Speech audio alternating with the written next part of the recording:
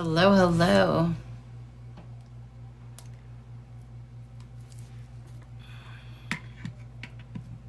Welcome in, everyone.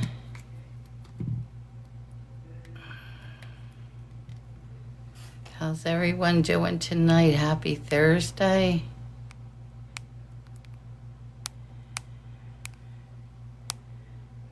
What's everybody been up to? Is everybody having a good day?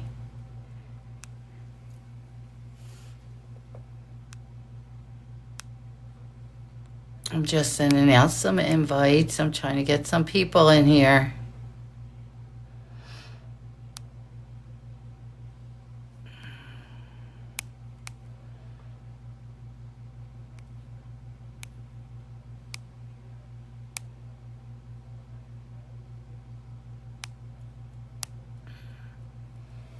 Hello, hello. Happy Thursday. Hey, Alma. How are you? How you doing today? Oh, I'm ready for the weekend. I'm tired. I really am. What a day today. I had therapists here. Hey, MC. I had dinner. Mike was here. I'm ready. I know, 8:30 usually we do the call, and I know, look at the time already. I'm just relaxing. I don't know if Christy's going to be in here much because she's getting ready. They leave tomorrow at noon. They leave tomorrow at noon for their cruise.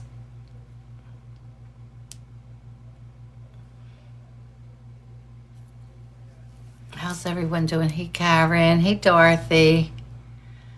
But what a day. It's been busy. It's been busy. Glock, how are you?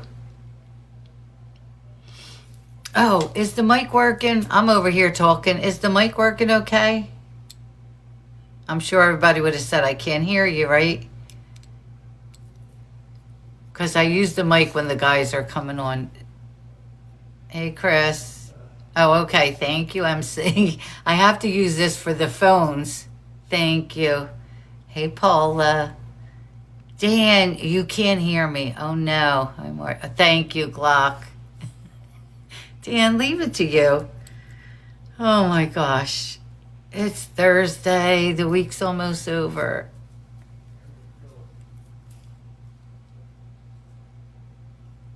It isn't, Chris? Wait a minute. I have it. Wait, let me make sure why. That's kind of strange. It's hooked up. Let me see if it's not coming from there. He did. Why isn't it sound isn't different? And there's nothing more I could do. Oh, these mics. It shows connected. I did. I'm hoping the mic is connected. Oh, thank you. Why didn't I think of that? No, yes, maybe.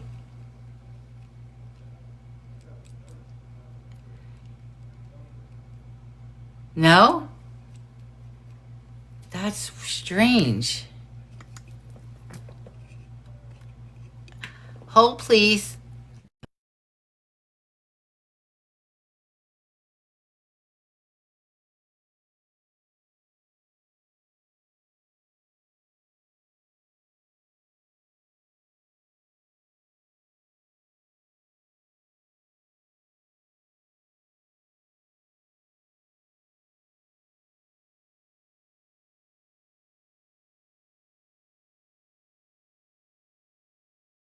I don't know.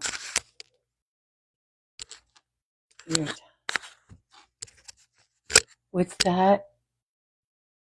Your top. Thank you. I don't know if this isn't working. I don't know why it's not going. It says it sings. Ugh. Now is it different? Maybe, yeah, possibly. But if you can hear me fine, hey. Wait a minute, let me plug it back in. Nope, still not working. That is so strange. I know you can hear. I'm just trying to get the mic. Let me try the other mic that I usually use, but switched up a little. Wait, no, this can't be it.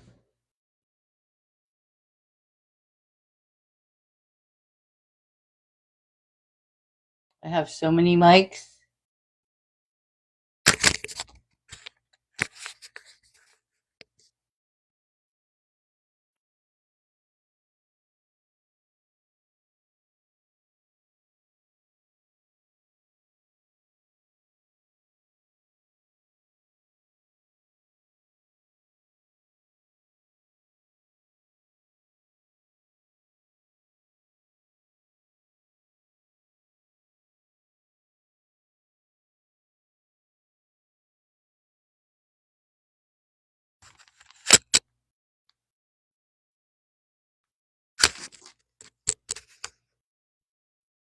Hello? Testing. What is going on tonight? I wish I can hear. I'm back. Working now. Okay. All right. Oh my gosh, these mics. Is Cindy here? I'm trying to send her a message, but it keeps going back. So yes, Mike was here today and he got to meet Cappy. Oh my God. The nurse is like in love with him. Paula, we're almost done with that project, trying to figure out what we're going to do for a logo. I'll keep you updated.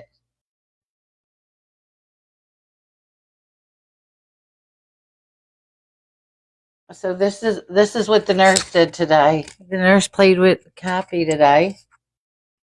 This is what our nurse did. Hey Shannon. He is like, I love this dog. He's the best dog. Like, he was center of attention. I was a little nervous introducing them, but he did good. He did good with everyone. I know. Oh my God. Tiff, he loved Cappy. Oh, and they were playing. He was brushing them. He brushed them, everything. I was worried about the initial meeting, like, because I haven't had people in here except like Christy and all like people that live here. So it was the first introduction. I did, Shannon. I thought I had my hair dyed yesterday. Sure did. I went dark. Everybody said it. Oh, thank you, Tiff. I wasn't sure. Was doing it red, and then I said, "Let's go dark again." I did have it dark for a while, and then we were doing the reds, and then it was like, I don't know when it was washing out too fast. Hey, Chrissy, thank you. And I do use like a bathing cap when I go in the pool because I don't want to have to, keep dyeing it due to the water. But so I think I'm going to stay dark a little while. We'll see.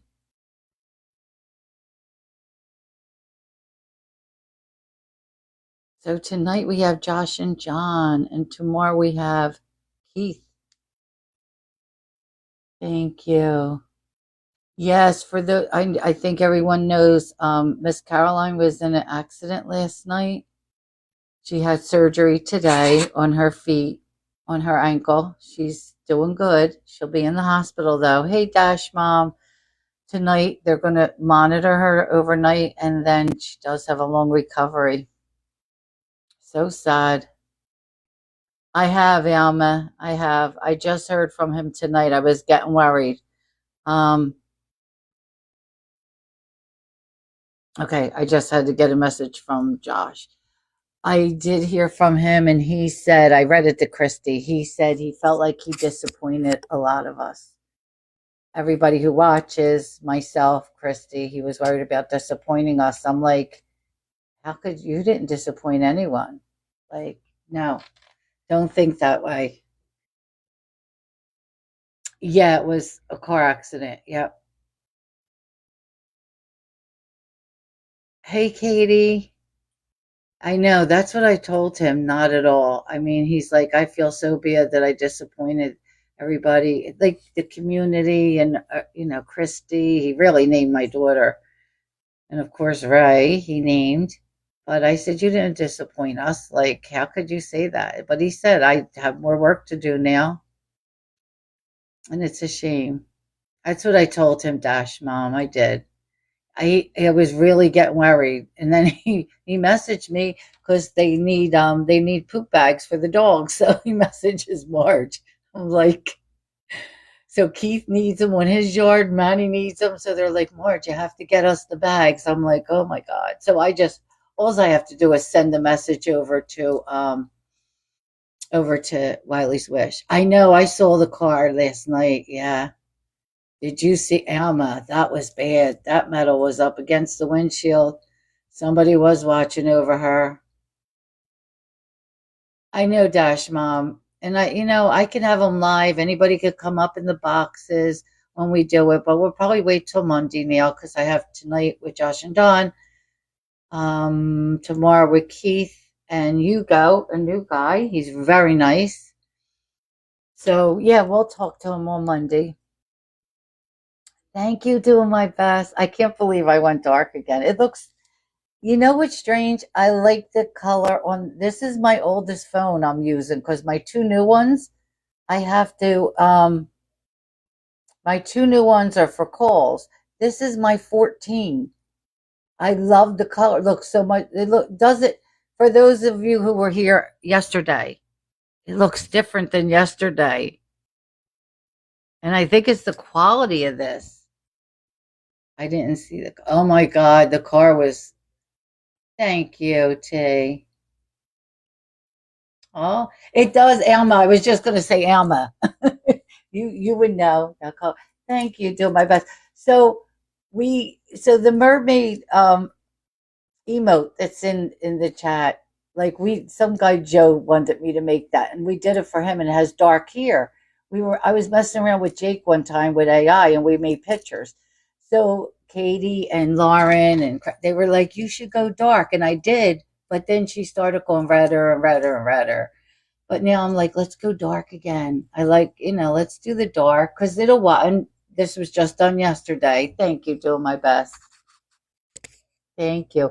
You know what? They gave us a community gift. I'm not crazy about the picture, but do you see it up there? The hearts? They put my heart, they did an AI picture of me. There's hearts up there. And I'm not saying to send one, but if you send that heart, if you pick on the heart, you can see it. It's a community gift. There it is. The Alma said the Dash Mom. So eventually we could change the picture, but that's the picture they gave us. That's the community gift. Thank you, everyone. I thought it was funny. I got it today. It said, share your community gift with your community. And they had Marge's Glow on it. I changed it to MargeC instead of Marge's Glow.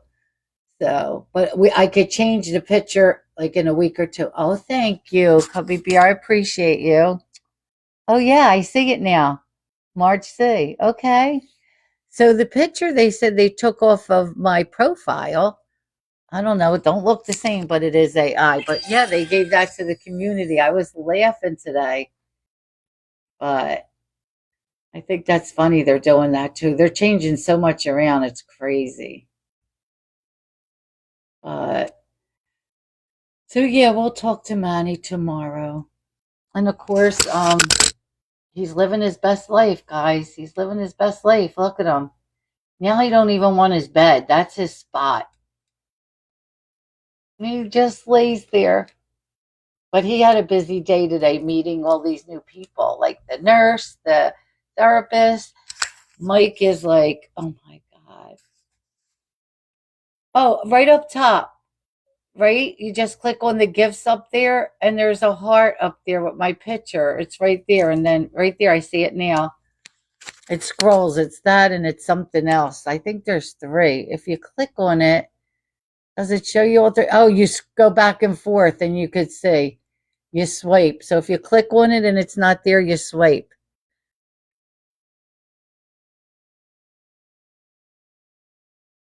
And if we can share it out, I just got a message that we're not sharing it out. That's weird. It's saying if you can share it, have your Community, share out your live. That is strange. I never saw that.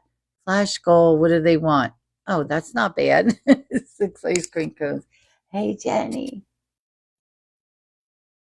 Thank you. Thank you, everyone. Oh my God. They don't need to do all this. They're doing too much today. But so yeah, he had a really good day. But when the nurse came and saw him, oh my God. So funny. He was brushing him and he was like, I approve of the dog.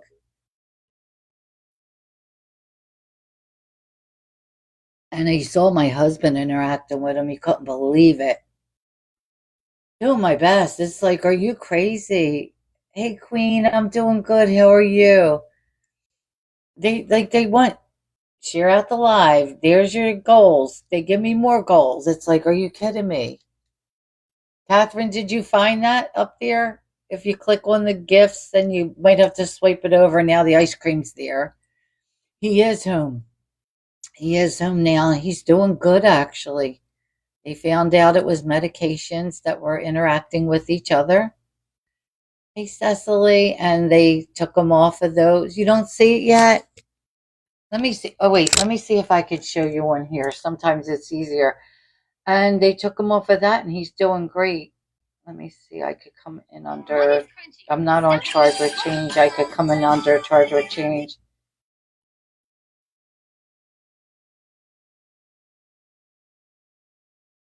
Oh, please. Chris, could you get that, the Andrew thing? Lord have mercy. You're not going to pay nobody. Right? So up here, it's right up there. See the bar up there, Catherine? If you tap on it, and then you might get that. You can scroll back and forth, and there's the heart. You can go back and forth. There's a couple on here they give you, but it's right there. You go. There you go. Excuse me. Excuse me. We're live. Stop.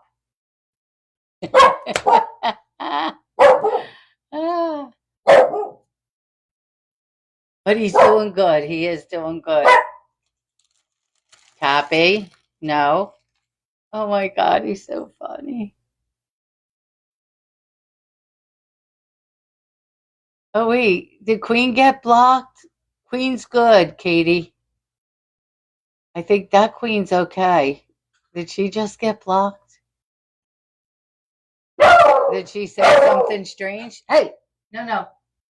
What do you hear? You want to go out there?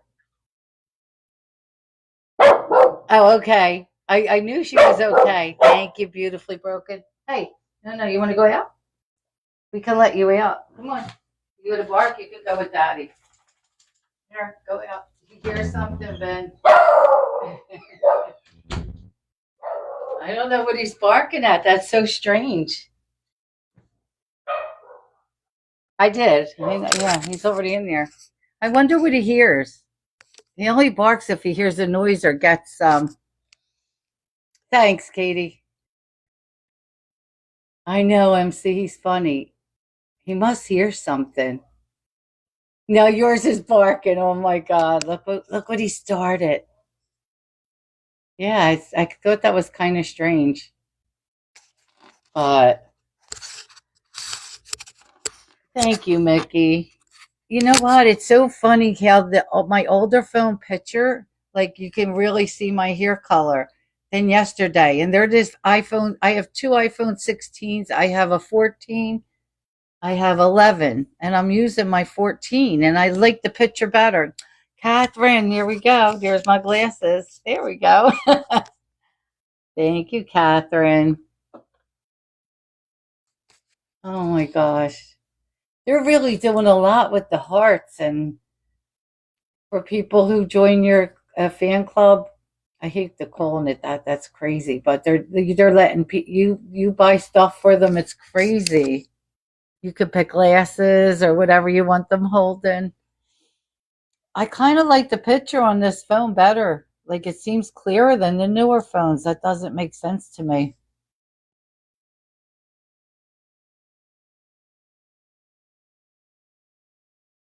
And I just took him out for a walk tonight, like our fourth walk. At least I have it is brighter. I know. It is brighter than yesterday. But, oh, anybody have plans this weekend? I mean, my daughter does. She's going on a cruise. She leaves tomorrow. She leaves tomorrow. Oh, wait a minute. Hold 1 second. I totally forgot. Thank you, Kathy. 1 second. I totally forgot it's over here.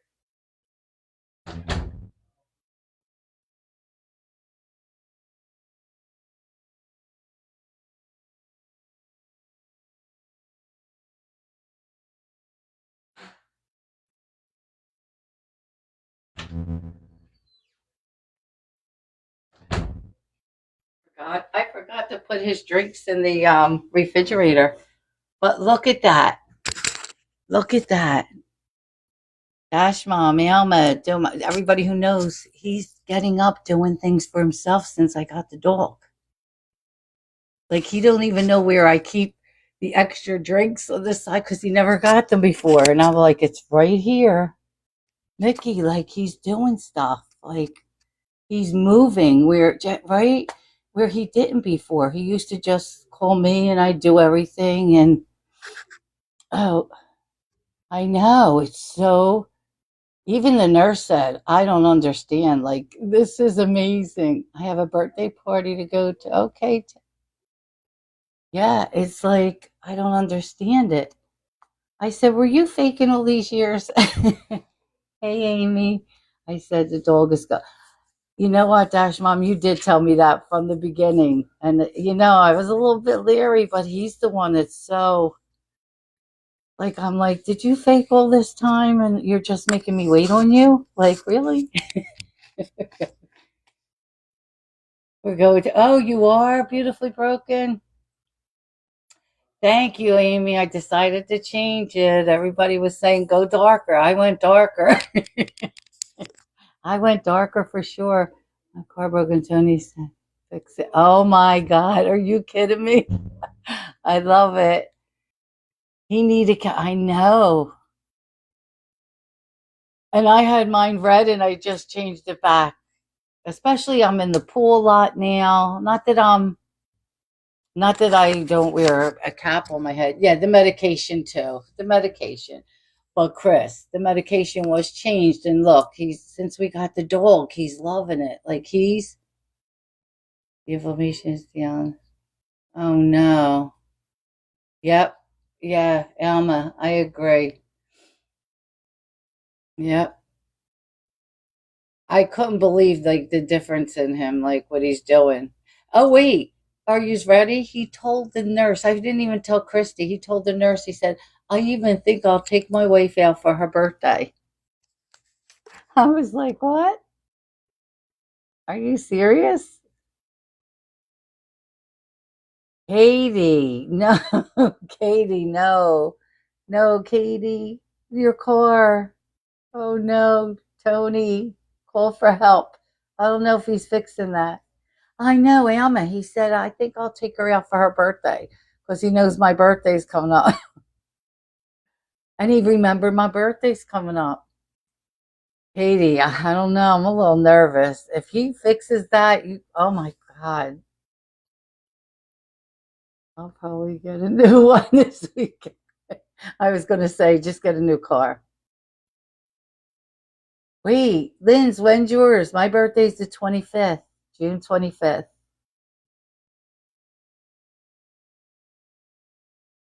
And Vince's birthday is June 10th. No, we both said that's my husband's birthday. Lynn's June 10th is my husband's birthday. And AJ's is the 7th. Yeah. Oh my God, I can't believe it. Yep. That's my husband's, the 10th. Oh my God, that's too fun. And you know what? It's also Keith's wife's birthday too that day. My daughter. Okay. That's funny. I know so many people whose like birthdays are this month. It's like crazy. Like, and even the same day. And Teddy's birthday, yes, it's also Teddy's birthday. Absolutely.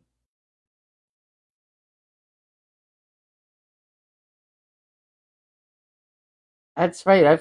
I didn't forget, but yeah, it's Teddy's birthday. I got so many people that day. It's crazy. Although Christy's going to be on a cruise and she's going to miss it.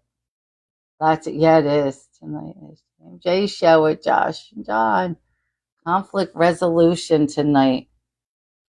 Yep, they're back. Josh and John. I teased them. I'm like, they're back. Hey, James. How are you? I just got your text, James. I just got your text. But I've been talking to James tonight a lot, like most of today, actually. The dog just went in the other room. I'll show you after. He went in the other room. I don't know what he was barking about, but he wanted to go in there for a little bit. He'll come back too. He'll come to the door. Hey, Kara, how are you? So I'm excited that Josh and John are going to be back tonight. And then next week, Suave will be back with us and he's going to release another song. His song, not mine. The song for our platform stays with us. He has another song he's going to release. He wants to be, you're not kidding. Happy missed his pappy, right?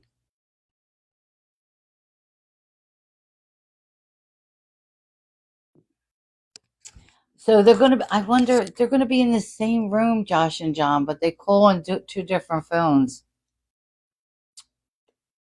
I don't know about that, but I wish they could call, like, stay on one phone instead of answering two, but it's so whatever works for them. Oh, I know. He loves Christy. The dog absolutely loves Christy. She comes in every night with him and plays with him.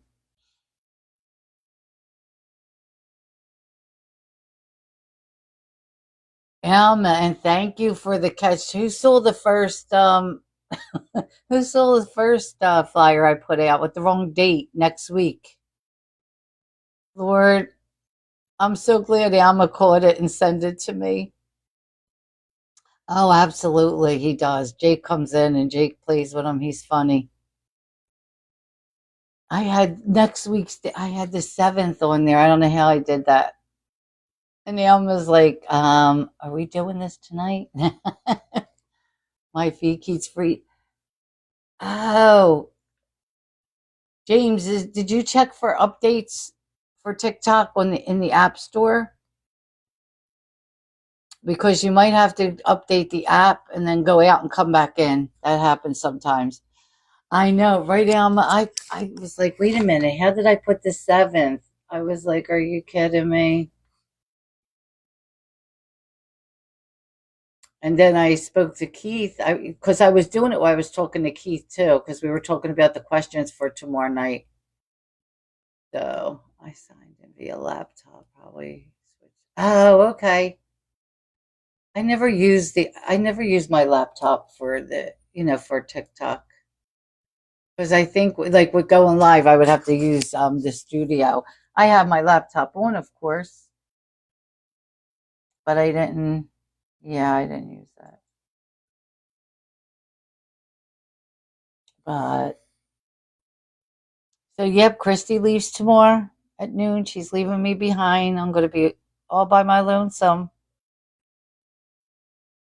Just Vince and Cappy. They're all going away. They'll be in Italy. Jake said, I really want good Italian food. No, real Italian food. He's, oh my God, Lindsay, so good. He just went in there. He was barking. He wanted to see his dad, I guess. He was tired of me.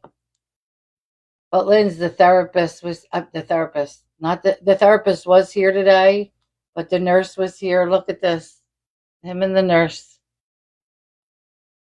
The nurse was brushing him. He was brushing him. He was playing with him. I was laughing. I want real. I know. To hear that from a 13-year-old, I want real Italian food. Oh, good on the phone. See, all right, good, James. For him to say, "I want Italian food," he's 13. Real Italian food. But look, I know, right, Dash Mom? He is a nice looking guy. Mike's good looking. He was brushing him. He was, everything today. They were just living their best life. Mike's like, I'll take them. I'm like, no, you won't. I don't think so. I know, right? He was taking pictures of them, playing with them. We were laughing. Send that nurse to me. He is. I don't know. I'll tell you. Don't worry. He's going to do a live with us. He's going to come live. We're going to discuss. Start following you. Oh, thank you, Queen.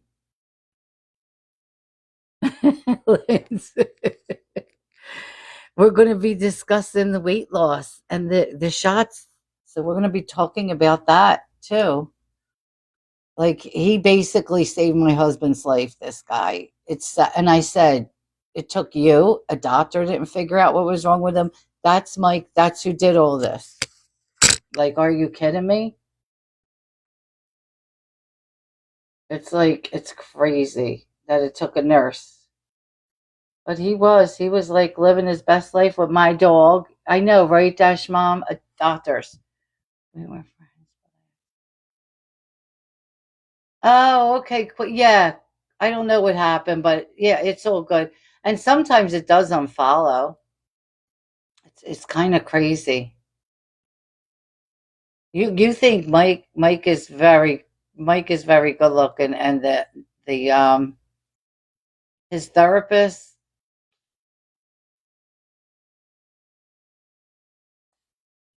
So here's Mike, like in his car, like at my, because I get that's from the camera when they have to get in through the gate. Pretty crazy. Doctors weren't able. James, it took a nurse. Lacey, thank you, Tiff. Yeah, because I can't use my tapper tonight. I can't use the tapper. I hate when I can't use my tapper. I know it's really sad that a nurse had to figure out what's wrong with my husband and not the doctors. And then everything I told him, the nurse said, "Yeah, that's a good idea." When I talked to the doctors let's try. Yeah, I like that idea. Like you couldn't figure that out yourself. It's crazy. But you know what? He's doing better. And he feels the dog's going to help him too. He said, I agree. I think this dog's going to do a number on him. Right, Lacey? They do. They actually, you know what? It's true. Lacey, he just came to the door. He didn't know where, like, I kept the extra iced tea and stuff because I always did everything for him. And I forgot to put it in the refrigerator. He actually came to see where it is and he took care of it all by himself, which it's been, Christy will tell you, it's been a long time. It's been a long time, trust me. But hey, it don't matter.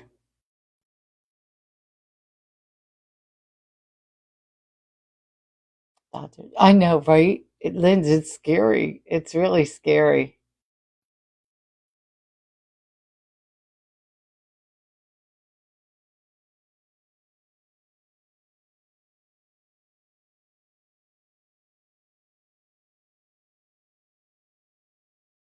Okay, just so we have everything done. Thank God for. I know, and he does, James. He's excellent. This nurse, he just been I know,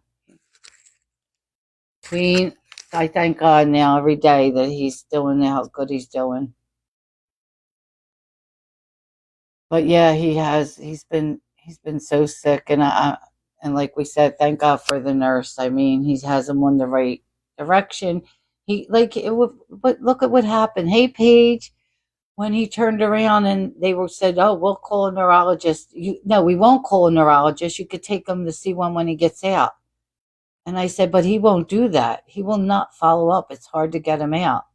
And the nurse and I text Mike. I told him they won't call one in. He's like, "Oh yeah, you're going to call him in. You're going to tell them you're not going to take him home." Wait a minute, you're here with Joe. Hey Joe, how are you, friend? Oh my God. I know. I think did I write to Joe today? I know I wrote to him yesterday. I might have filled I have to fill him in on a couple things. Oh, I love that he's joining us. And Josh and John, of course, are in the same prison and they're over at Echo Yard.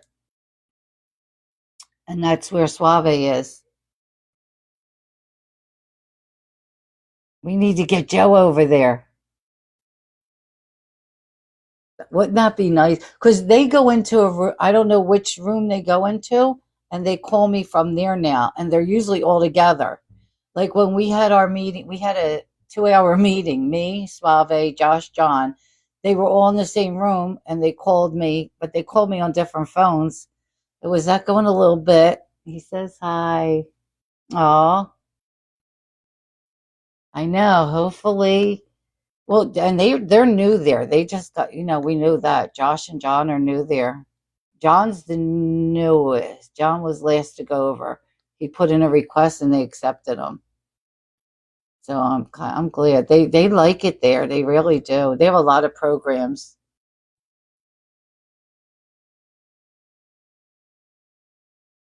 They have a lot of programs over there, which is great. So they're having. I know they're putting in a new. They're getting new tablets. I know at Pleasant Valley they're getting new tablets. I don't know if everyone's getting them, but thank God Pleasant Valley they're getting them in 2 weeks. I know, right, James? And that's such a distance for him, you know. We will be, oh, okay. I'm good at talk. Paige, we're going to talk to Joe. Maybe we can get Joe on some night. Maybe Joe will join me. It's laid back. That would be so nice to have him on. And Joe that I'm dealing with out here that got help for Keith is working on that situation, he said. He will? Yeah, I figured he would. Yeah, like tonight they're gonna come on. We're gonna do our the conflict resolutions, and I always like Josh and John are just they're amazing, both of them. And Suave's doing something for Gary Wayne Sutton. Oh, here we go. This is Josh. This is Global Telly. You have a prepaid card. I wish we didn't have to do this so much. Every 15 minutes. An incarcerated individual at the here we go. Correctional Facility, San Diego, California. Thanks, Lisa. This call and your telephone number thanks will be monitored and recorded. You have a prepaid call. You will not be checked. Thank you for using Global Tel Link. Hello. Hey, Mark. Hey, how are you? I'm good. How are you? I'm good. I'm doing real good. Are you in the same room with John? Yes, I'm staring at him right now. I'm getting ready to answer his call. I love it. I love it. Oh. Hi, how are you? I'm good, Marge. How are you doing?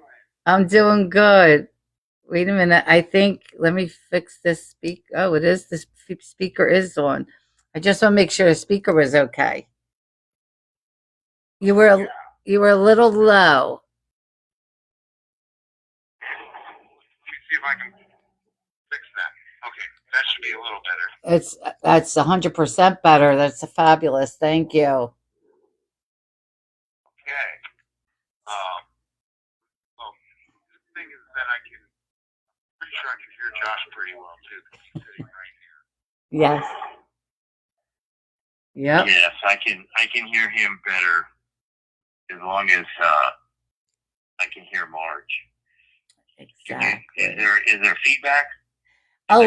There's a little bit, but it's not horrible.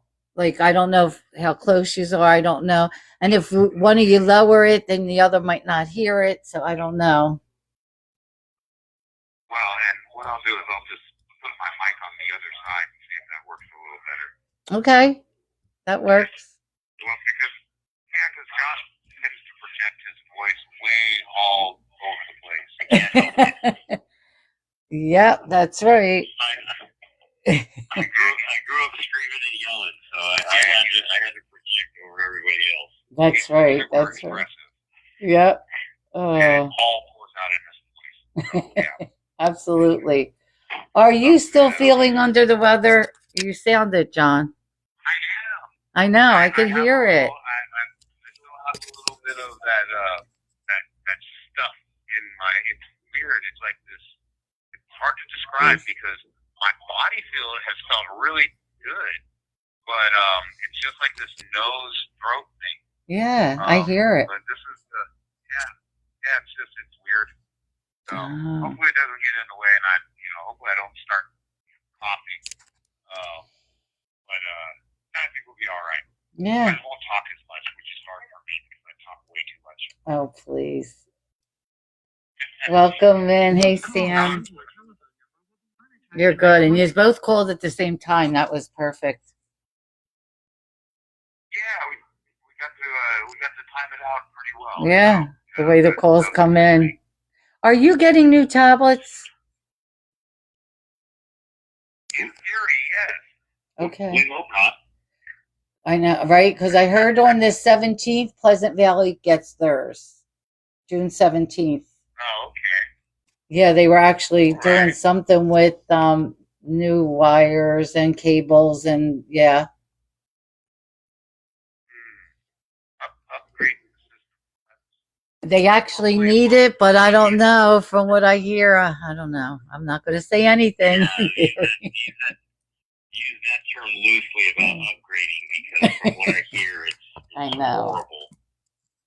I didn't want to say that. Well, we're and that's the thing. We get used to the stuff that we have, and change is usually viewed as something that isn't very good in here.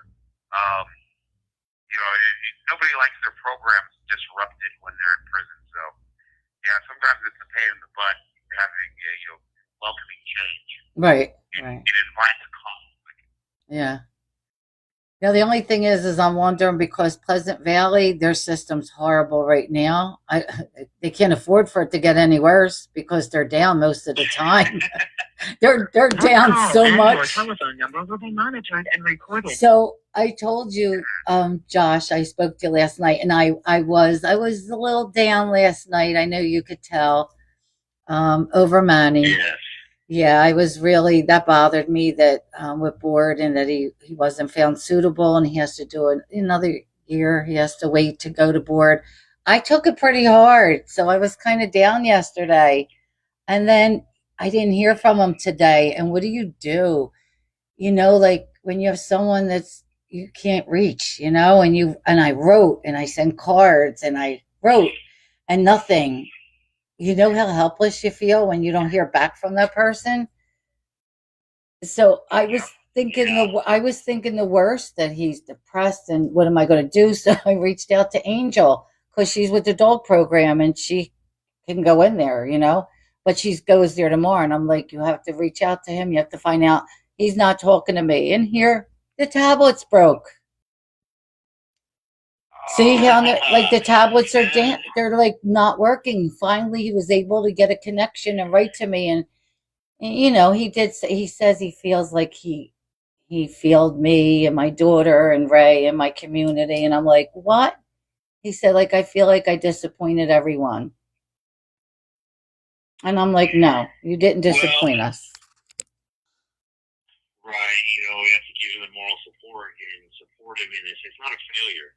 Right. Today we look at things from a whole different lens. And I say this respectfully honestly, even from the standpoint of being on the outside and not being able to reach him, right? In these times, I have learned that sometimes I got to sit in it for a minute. Now, I don't want to sit in it for days and days and days on end, but I got to really soak it in, process it on my own. Let those that do love and care for me know that I'm okay. I'm just processing so I can figure out how to make the next move, because, it can be derailing. It really can, especially when we start to think about the things you just said, right? Disappointing people, letting people down. Like, there's a huge weight on our shoulders to get this accomplished. Right. It is our lives that we are talking about. I'm not in that space, and I never was, because I was found suitable. But also, once they told me that I wasn't going home due to Prop 57, I understand that it's like, and I had to really sit in it for a moment and realize, like, okay, this is just, God testing me to see if I can handle the stressful situation of being found suitable and not being able to go home. So this will, I believe that Manny will pull out of this, and as he will many other difficult situations that are,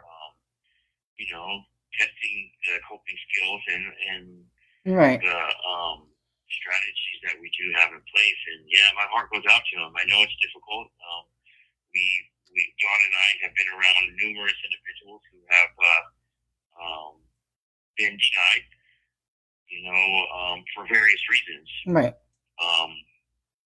So yes, when you do speak to him, let him know that we over here are pulling for him too, and take a break, take a little breather, and all that stuff, and come back to it in about a month. Just realize that, Right. I'm okay, and go on pushing forward. So, and yes, and like the point I was trying to make is yes, when Dad doesn't answer the phone, I do the same thing. I had to call Kathy the other day, and I said, "Hey, Kathy, can you call Dad?" She said, "Why? What's wrong?" I said, "I don't know. His phone doesn't ring." But that's how we want to react, and right. Sometimes it's like, okay, we feel helpless. So what do we do, Right. Because it's like I can't call him, I have to wait for a phone call. That's the bad part. It's like I can't pick up the phone. Monitored and recorded. Although the new phone system that we're getting, the rumor is that you're going to be able to have incoming calls. Oh. We won't be able to answer them, but we can tell that it's. Don't ask me, like, this is just. You'll get incoming calls, but you can't answer them? Yes. Wow. Right. Okay. So we know to call you back. I just don't understand, but yeah. Okay. It's going to be. Make that make sense. Yeah. No, right. And that's the first time I've heard of that, but I knew there was going to be some sort of spin to it, because, we can't just live in the 21st century. And it goes hand in hand with, like, our calls were limited to 15 minutes. Right. Past, so that one person just doesn't hog up the phone that's on the wall. Right. All the prisons, they're all wall phones. But now that we have the tablets and the calls are free, it makes no sense to limit them to 15 minutes. Right. It's just, why does that even matter now? Right. Right. But that's one of the problems. If you try to make a logical explanation of things in here, you will not get very far. You'll get very frustrated. You just won't get very far. Right. So yeah, you're correct, because my friend James, who is dealing with, he knows things about the prison system. He said supposedly Getting Out was updating and with a function to alert them to call us. I like that. Okay. I like that. All right. Yeah. Yeah. Because what's funny, when I miss a call, so I have so many that I talk to over at Pleasant Valley. When I miss a call, I miss a call. I don't know who's calling. The only thing is, when I miss a call from Donovan, I know it's Josh. Nobody else calls me from there. And I always write to John. So I don't get calls from there, so I know it's. I'm like, oh no, because it'll alert me. Like it goes to. Believe it or not, you can't leave a message, but it goes to my voicemail, and it plays the Oh, whole. wow. It plays the whole. You have a collect call from, but it don't say the name. It just says the facility. Wow, so it doesn't say the name. That's crazy. I wondered about that. It gives me the facility name, but not the person's name. So I'll know it's Donovan. I'll know that's John, Josh. I know it's because he's the only one who calls me from there. Yeah. Unless it's scheduled. Me and John schedule our calls. We set date and times. Well, yeah. Yeah. But I know that you were. I know that Josh is he is very adamant about making those calls happen. So he's really good about it. Yes. He does so much. Mm-hmm. I make house calls. Call and will be monitored and recorded. I'll show up with Uber Eats. See, that's right. Freaks. Oh no. Yeah. Okay. So I want to talk about something that happened here yesterday on the yard that before we get started. It's Yes. pretty crazy. He's witnessed a couple of them before. We had a carnival a couple weeks ago that was just phenomenal, right? Just having the event on the yard. Yesterday, we had 14 lowriders on the yard. We had a car show inside prison. Music, the local area car shows brought in their lowriders and a couple of hoppers, and we got 3 hours of looking at vehicles, very nice vehicles. It was just absolutely amazing to be, it was a little piece of freedom. Right. If anybody's into cars or going to car shows and stuff like that, we were in prison with 14 lowriders. It was just an awesome day. The weather was beautiful. No hiccups in the event. Everybody was taking pictures. It was wonderful. It was really an awesome day. I would have never thought in my prison term I would be able to see, outside organizations bringing cars onto the yard. It was phenomenal. It was just a wonderful day yesterday. Everybody's red. You have 7 seconds remaining. Yeah. And which is, I'm half black, but I'm very light skinned. Right. So for me, my nose, I can feel it as I'm sitting here right now. I can feel that my nose is shining.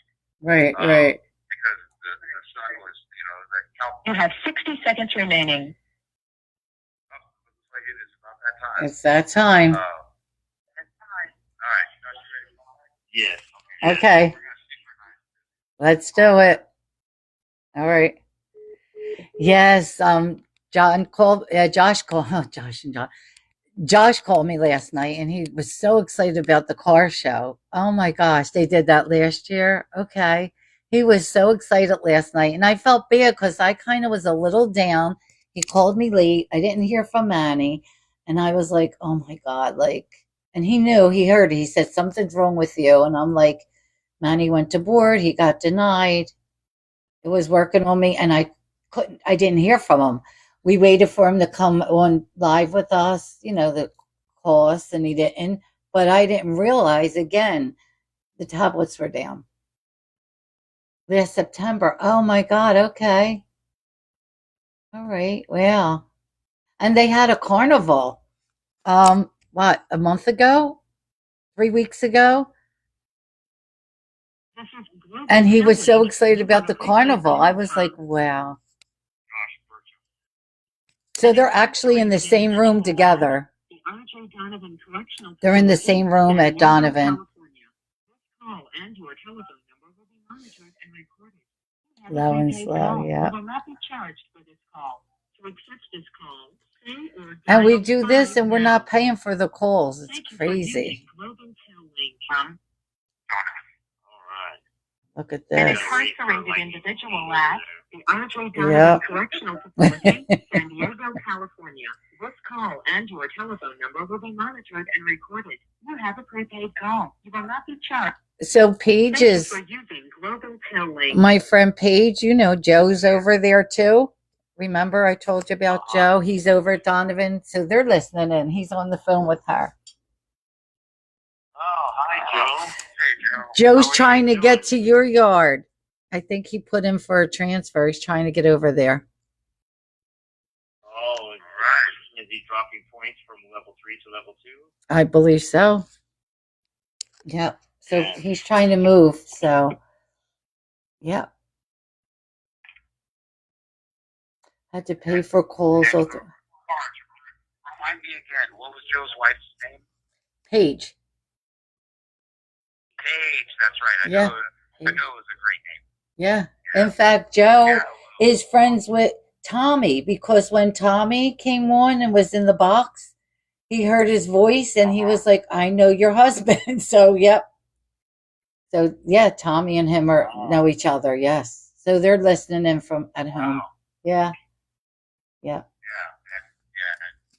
he's over on A Yard. A Yard, yes. Well, if he is a program-minded kind of individual, I'm sure that he could make it happen to get here. Absolutely. And he's gonna like it. There's quite a few guys from that yard that have landed up here over the time, and most of them say that they like it. So okay, good. This whole facility is actually getting a lot better. Okay. It used to be one of the tougher spots to live at, but it is. And don't get me wrong. I mean, the prison everywhere is challenging, Right. But sometimes some of these are a lot more challenging than others. I think Josh and I are both of the mind that no matter where you put us, if there's lemonade to be made, we're going to make it. Because for one, this is not home. No matter what your sentence is, this is just we're just passing through. So we're going to make this as nice as possible while we're here, like having car shows. Yeah. And the fun thing is that like Josh and I talk about this, having been on other like ER together and at other facilities, about the fact that we don't want to just do things where we're at. We want to do things in a lot of different places. We immediately start talking about doing a car show on some of these other yards here. Just really how to do some more of this outreach onto some of these other facilities. So right. we want this to be one of those places where if something happens on, say, a yard where Joe's at, then it should be happening up here where we're at, and or on any of these other yards. So we're kind of working towards that, not just with the events, but also with the programs that we're doing. Right. We're trying to go beyond it, and actually trying to enter into the 21st century. With some of these opportunities that are ahead of us. Absolutely. Yeah. Sure. Yeah. Yes, sir. It's not just for us; it's for everyone. Yeah. And I heard your excitement last night, Josh. You were so excited about it, and I loved it. Yeah. Just like the carnival. Oh my God, John! When he called, he was so excited. Oh, and of course, my humor. I was like, and it's that bad in prison? Come on. You sound like you're having a good time. Pizza and when you see a dump tank on prison ground, right. It's just, I mean, it's funny because there is a little of the cynicism that kind of sits in, right? Too, because we're in prison, but that's quickly done away with when you see somebody get dumped or you're playing a weird prison version of ping pong or something. It's real interesting to see these dynamics. You see it played out in right. car shows where, Yeah. going to be some haters, and you know, it's just funny to see it played out. The minute some action happens, it's great. Right. Yes, and when we do these things, there's always some kind of event. Nothing. I've never witnessed anything even remotely close to what happened yesterday. Like I woke up this morning like a little kid, and my Shelly did too.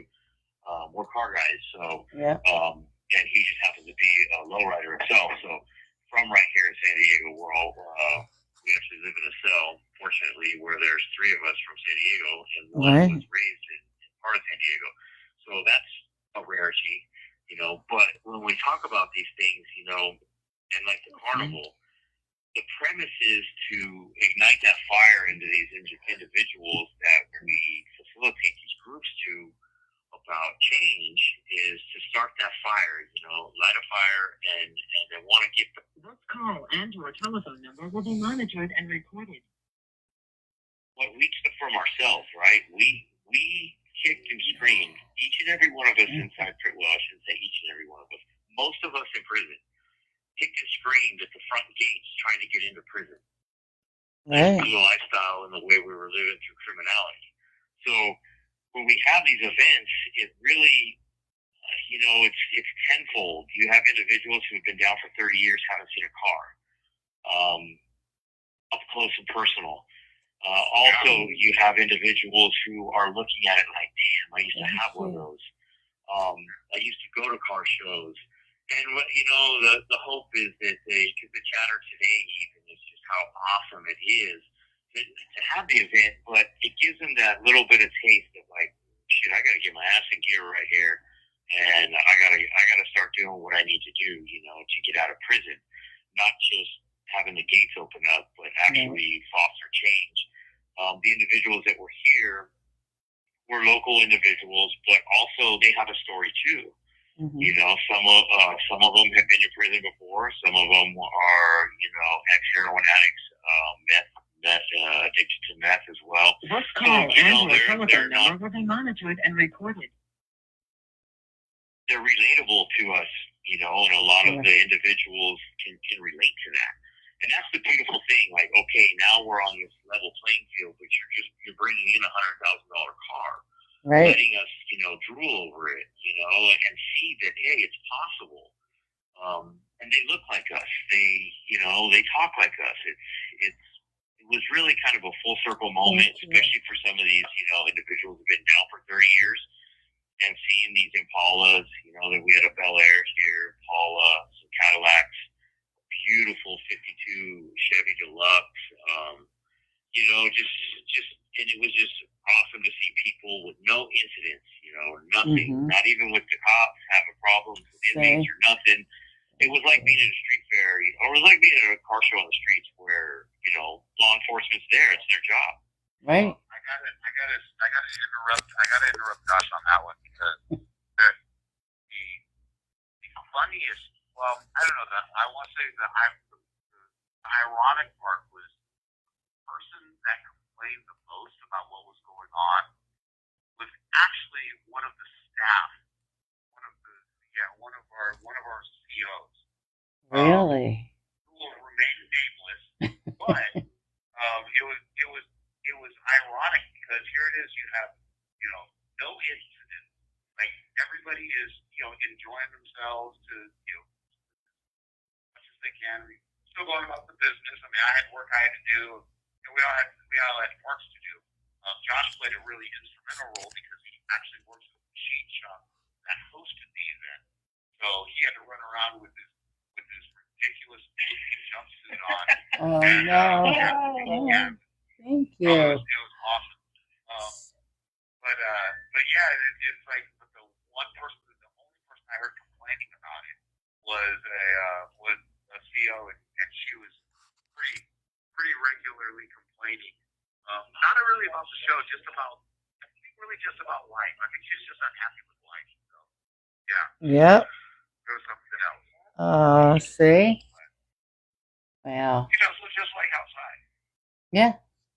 One of the pillars of the California model is normalization.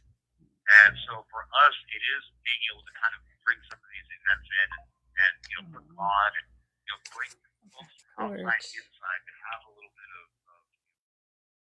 fellowship and just to bond over, in this case it was cars. But part of the normalization is also getting normalized to people who are getting paid $150,000 a year complaining about being at a car show in prison. Right? That was, Yeah. yeah, Go figure. Yeah. Go figure. yeah, Oh, yes, America. that's right. You got that right.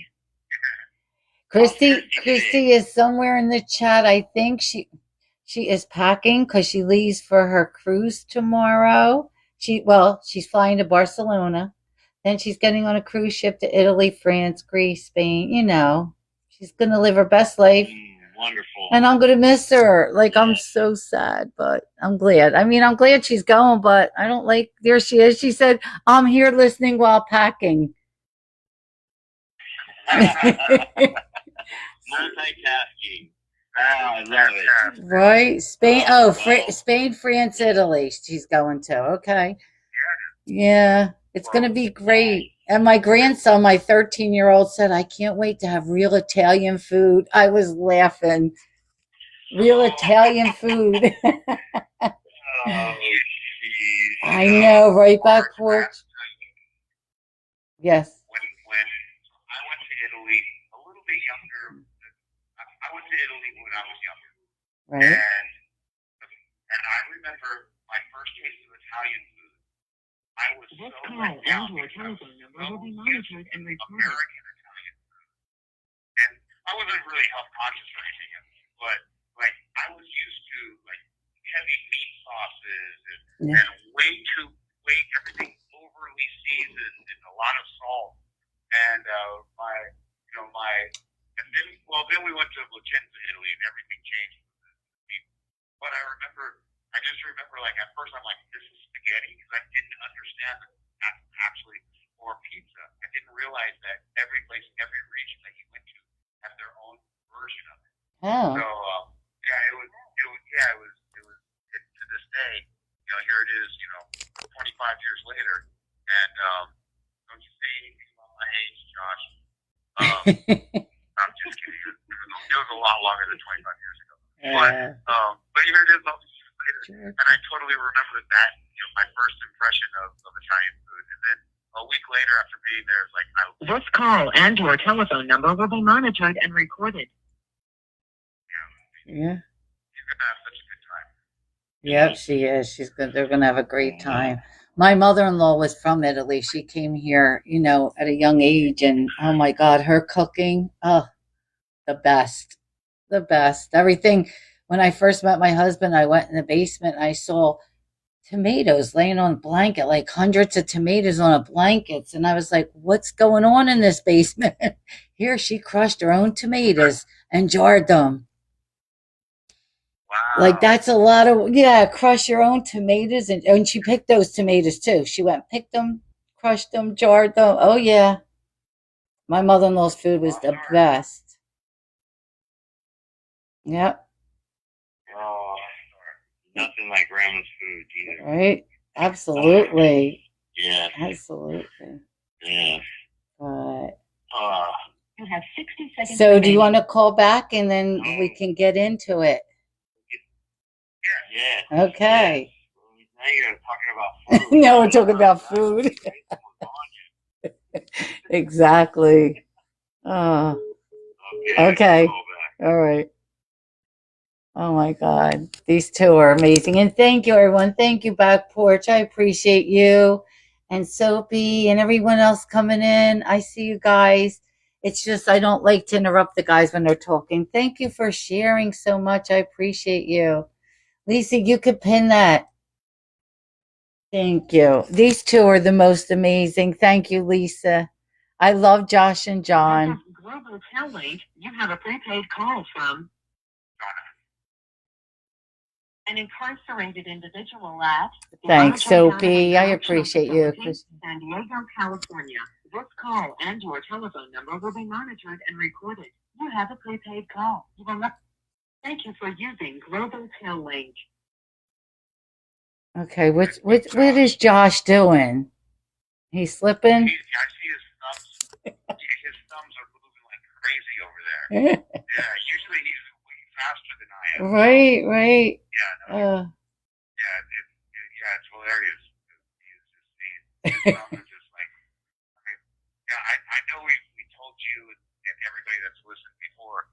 I mean, there's steps. It's not like here we don't just dial a number. I mean, we've got an ID we have to put in. I know. All those numbers. Number. Yeah, I mean, it's like I'm surprised they don't do a retinal scan. I know. And the best part, like, and the calls are free, so I'm not getting this. Like, why we got to do this? Who do I speak to? No, I'm kidding. Who do I speak to? Thank you for using Global Tail Link. That's right. Hey, Storm. And just so you know, Josh, my friend James is here. He's the one that was helping me with the Amazon that I'm handling for a friend. So James got me information, and he's been so helpful. He stepped up and he's been helping me. I don't know where he finds time to do what he does for everyone, but he's amazing. So, yep, I have all the information. Yes. Thank you. Thank you for that. I know that's very, very important. Yes, it is. There's a lot of things. There's a lot of moving parts going on right now lately. Mm-hmm. And, quite frankly, I feel helpless. I know. There's so much going on, and how do we? And I don't. Me personally, I don't like to be cryptic about things, but like because there are so many little moving parts, you kind of have to be because you don't want to commit too like strongly. But I will say this much, especially for anybody else that's listening and that's online tonight, that the stuff that you are doing, Marge, with Charge for Change, and that you have included us in, myself, Josh, and now like Suave and all the rest of the other members of the family, is truly transformative, and it's unprecedented. Nobody's done this stuff before. I mean, here in just a minute, we're going to talk about like conflict resolution, and just that alone, coming from this position, is huge. But then, like all the other cool stuff, like the music that's coming out now, and the actual movement that we get to all participate in to hopefully stop gun violence and just bring awareness to people, and that's kind of a really amazing tie-in to. That's one of the reasons why we all decided to start a little more focused on some of these things like conflict resolution to raise awareness. But this stuff doesn't happen, so I really want to impress on anybody that's part of this family right now to know that what we get to partake of right now in this time is not only amazing and transformative, but nobody else is doing this stuff. I mean, you really when Josh says that you're a unicorn, it's not just because of like your past life, but it's because of the stuff you're doing now. I know no one else that's having some a group of prisoners, some felons call in to go over self-help with folks and do really cool stuff from this end. So it's awesome. I applaud you, and I welcome anybody to join in and really be a voice for positivity and transformation, because it matters. Just one voice matters. So if we all start singing together, it's like that Coca-Cola song back in the 80s. That'd be great. That's right. I'm looking at Josh because he remembers it now. I can see the recollection flash into his mind. I was waiting for him to start singing. Me too.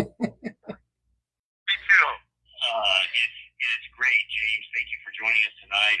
And you know what? I only mentioned it. I said to James, I'm doing this. I need to look in how to do this on Amazon. And he said, I'll help you. and he just said, I'll help you. And then he did. Like, it's done. We did this, and I appreciate him more than he knows I appreciate him. And well, Yes. if I may ask, does he have any prior working knowledge with incarcerated individuals doing things inside of prison? Is this the first time? No, he's been involved. Yes. No, he knows. Oh, okay, Yeah, wonderful. he was actually, and I know he wouldn't even mind me saying this. He was actually incarcerated at one time, and he's one of the guys that are out here now and helping people. Yeah, we love that. That's right. Awesome. Yeah. You know what? My Yep. hats off to you, brother. This is, you understand that what it takes to even do what we're doing now is, gosh, sometimes the red tape and the stuff that goes on is, and it can be, also we've learned, I've learned, and I know John has too, that, we try to do things all on our own and our way, and it didn't work. Yeah. And now I reach out, I try to involve as many people and network and bring people into the fold. It just makes things. This call and your telephone number will be monitored and More recorded. wonderful, right? To share the experiences of what we're doing, and also tap into others' strengths. I didn't realize that even in being incarcerated, we have an individual who's in the Dusty, who is part of film, and so we have some stuff coming along. And we'll get to that at the end with Edovo, where we're going to be shooting the self-help platforms with IPEP, and going to be in 37 states and countless institutions. So Wow. this is where, like, when we come back to, me, I get stuck on. Hello? Hello? I wonder if they had to redo the tablets. That's another thing. When they're on for, let's see, it has, oh, Hello. are we good? Hi, Kitty. Or we're having a tablet issue. They might have to call back. This usually happens at Pleasant Valley. I usually have this, but I haven't had this problem with their system.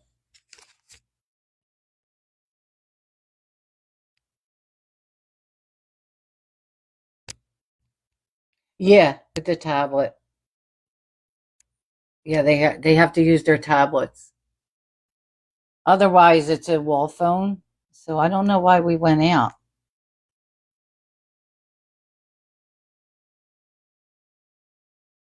You know what? I'm going to let them call back.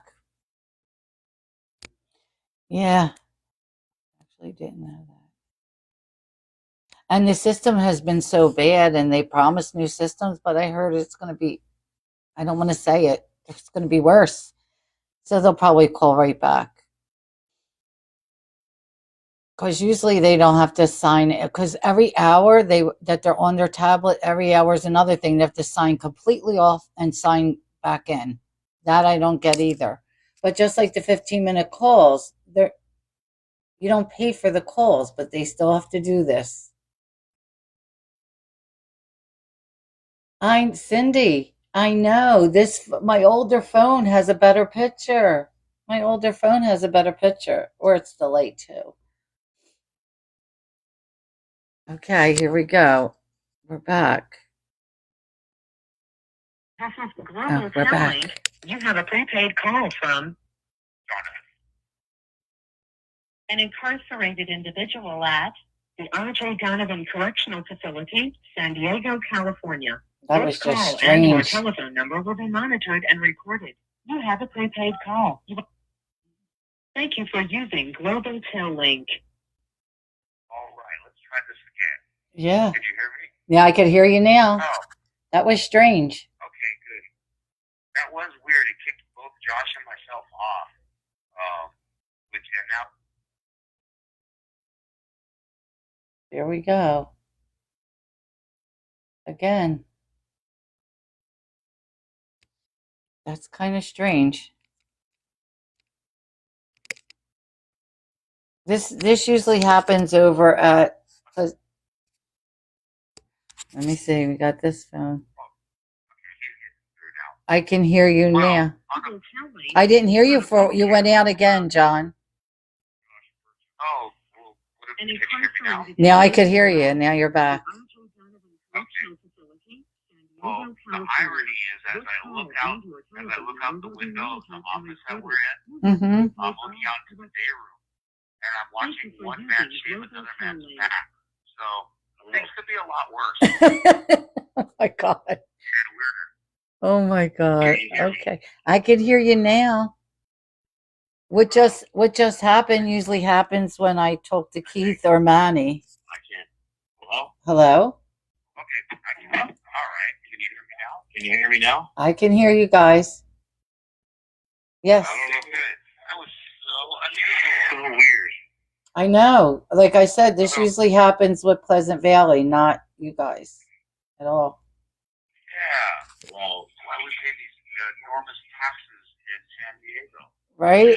Free phone service. Exactly. Uh, Oh no. Did you hear the part where I said I just looked out the window? He went out again. I heard the part where he looked out the window and saw a guy shaving another guy's back. It could be worse. That is strange. So, yes. oh, I can hear you now. John. Now I can. He went out again. See? Yeah. All right. Yeah. Yeah, I think it's on your end, Josh. Oh, sure. Blame it on me, right? Yes.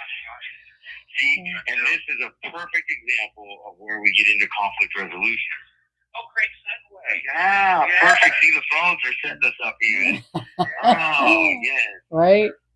Mark, Right. do you know where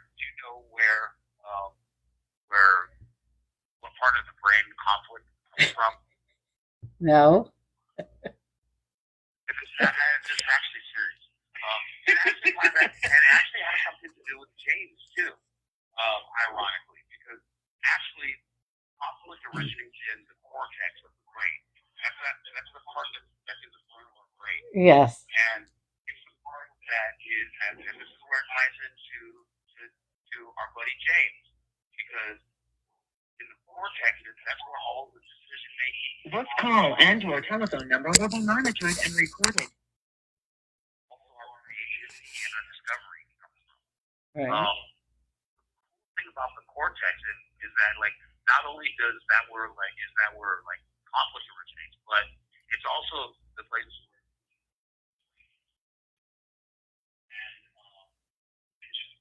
Lost you. I lost him, yeah. But I hear him a little bit on your phone. I don't know what's happening here. I know. This is. Are you back, John? No. No. No. I can't hear you at all. This is how, like, I know what's going on because this is what happens over at Pleasant Valley, but not here. No, John, I can't hear you No. at all. No.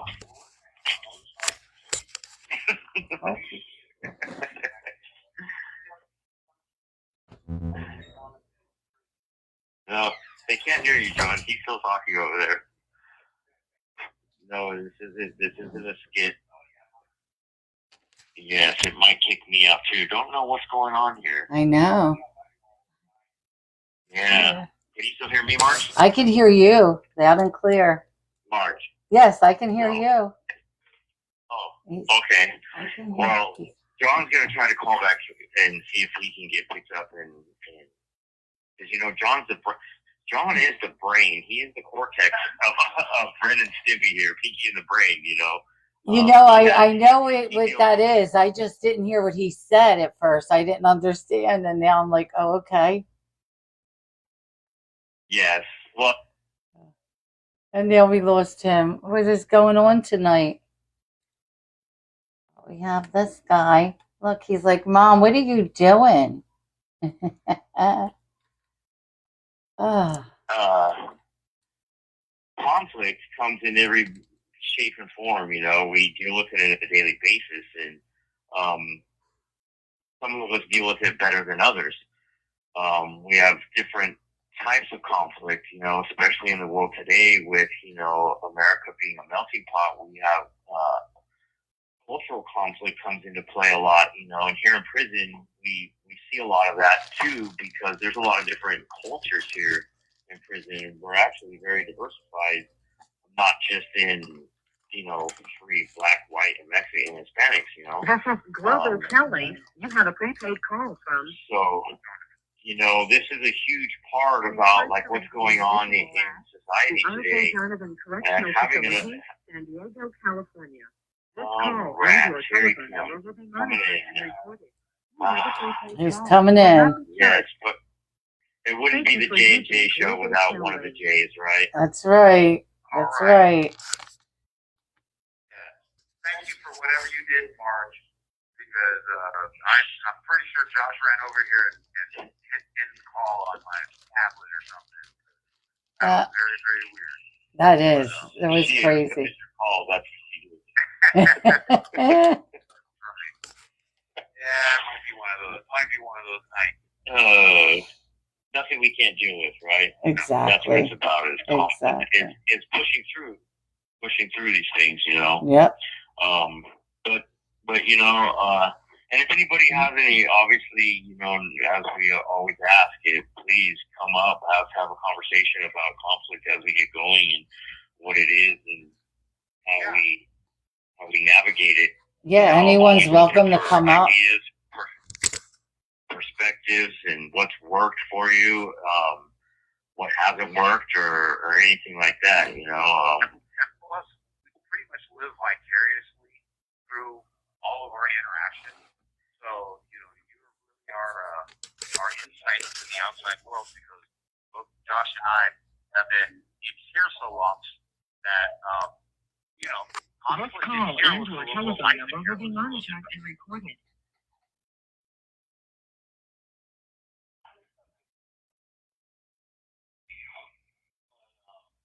We can hear John.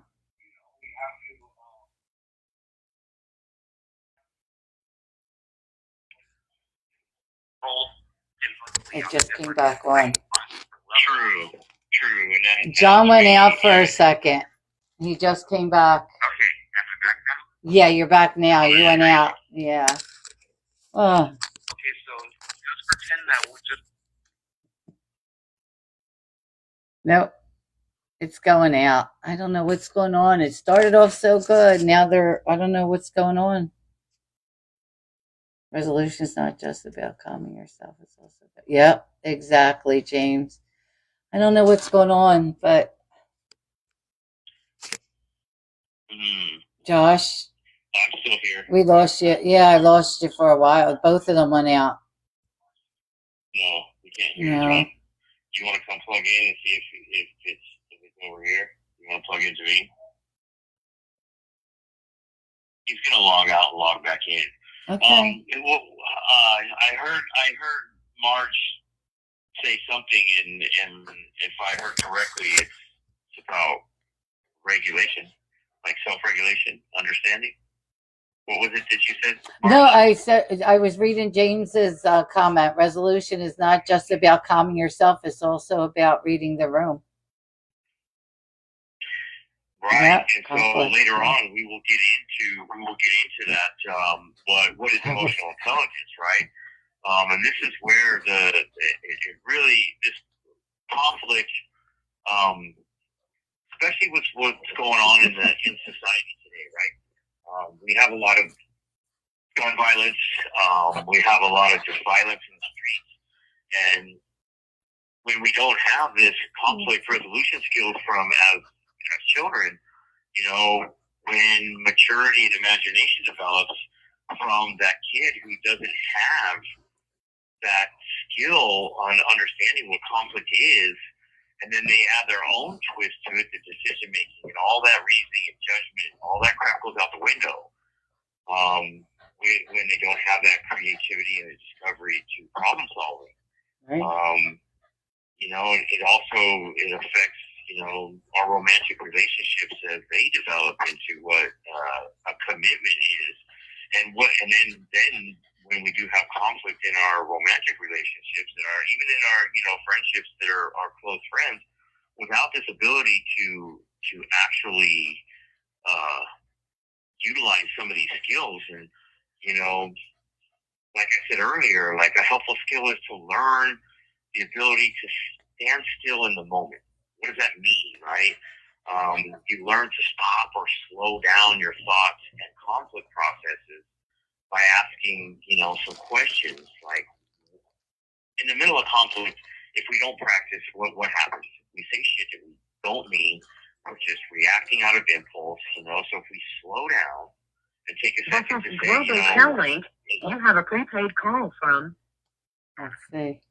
is what I'm about to say, or what I'm going to say, and the way I'm going to say it, the tone, you know, the inflection and gestures that come with it, going to build the relationship up and break it down. You know, and that's crucial to what we want to build in conflict resolution. Oh man, that's how I just roll right past you, John. Oh, you don't mean that. Yes, I know. No, this is my buddy. He helped. We accentuate each other in this topic in conflict resolution on a daily basis around here. And you know, in prison, we have to really watch tone and gestures, because we're not trying to tear relationships down. We're trying to build them. You know, and today we've talked about you know, emotional intelligence was mentioned just a minute ago, but we want to make sure it's like when we're talking about love language, that love tank, right? What is that like? Well, even with, you know, if we can maintain an emotional bank account, you know, then we think we have reserves. If we've lost the reserves, does that mean we're starting to tear down or lose emotional control? So when we think about these things, you know, it takes on the response for, well, are we able to let little things go? What are we tolerating? What can we do? What does that look like? Do you see it going on around you? Can you recognize conflict and see what it is before you know your brain goes haywire? Because, you know, when we start talking about like what John was talking about, into that going limbic on somebody, you know. Good segue. You know. Good segue.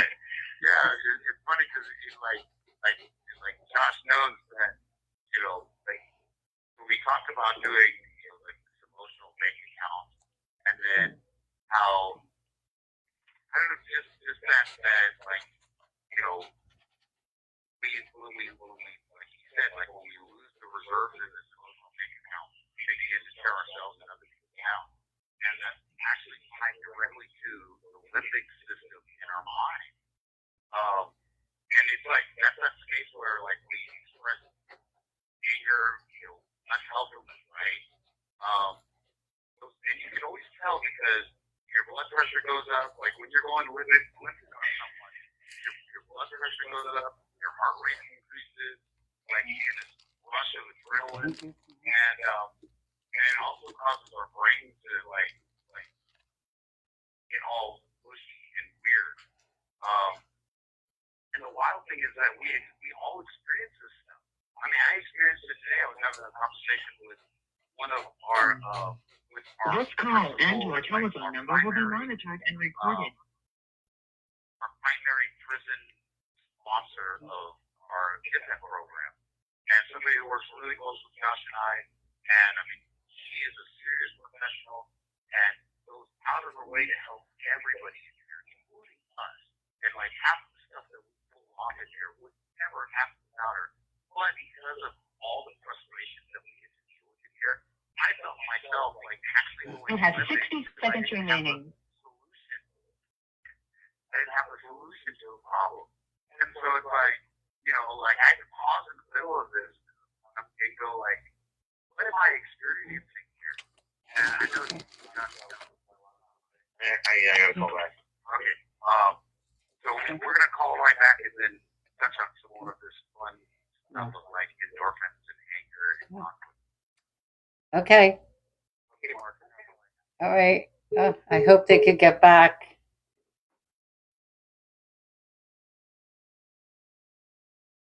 I have to take Mister out. I got to give him to my husband. Come on. Come here. Get that. Get that up. He's over here. He wants to play. No, you're not playing. Let's go. I got to bring him out here real quick. Come on. He wants to play and I can't.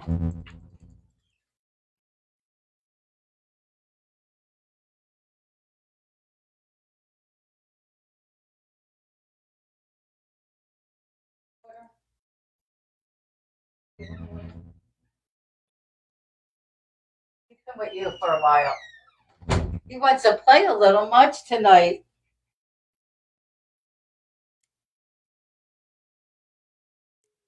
California. This call and Just in time. This call and you will not be charged for this call. To accept this call, say or dial 5 now. Thank you for using Global Calling. I think they fixed everything now. We're good. Yay. I think so. I think we're all. Yeah, the way that call just came in. Oh, so Are you open. okay? There you go. I was worried if you were there. Okay. Yeah, if not, we're gonna resort to courage. It's funny because we're like during our like when we were dialing back, Josh and I were talking about like yeah, this is perfect. We're having this conflict, but it's not even a conflict with like a Right. person.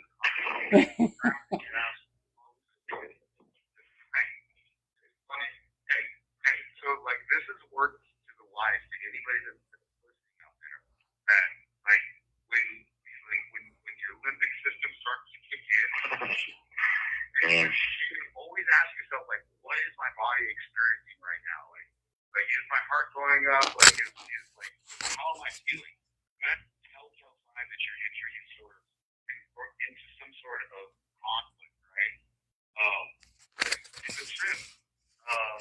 Like because like so we are on this journey of recovery in here, and we notice that like when we get this rush of endorphins from anger, like it matches a lot of times it matches the rush of like endorphins from whether it's high risk behaviors like driving too fast or like actually doing drugs.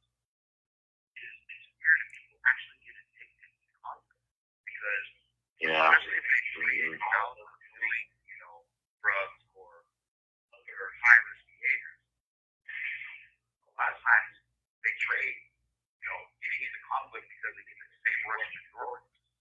So it's really important for us, if it makes sense, to like ask ourselves like, what am I going through right now? This call and your telephone number will be monitored and recorded. This call and your telephone number will be monitored and recorded. Whether it's anger or endorphins from anger, they're disruptive to everybody that's involved. Like the person giving the anger out, the person giving, and then the person at the receiving end of the line. So I don't know, it's a weird thing, and there's like really ways, there's like some really good ways of going about resolving conflict.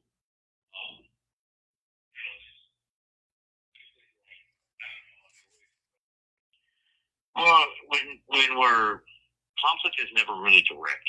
Right? It's always got innuendos and never something more deliberate, right? We tend to say things that kind of can be ambiguous. Or what are we meaning? So when we're deliberate, we want to add things to conversations and speak in I statements. I believe, or I feel, or I would like. More, softer words, let's look at this together. Let's consider this. Because when we start to talk like that, we're affecting the other person's way of they're looking at us in conflict. not everybody has conflict resolution skills, but if we can have some sort of understanding of what it is, maybe we can help others to see what that is that we're actually trying to communicate to each other. Because if not, where it's like we're being attacked, we're attacking them, or we feel like we're being attacked, you know.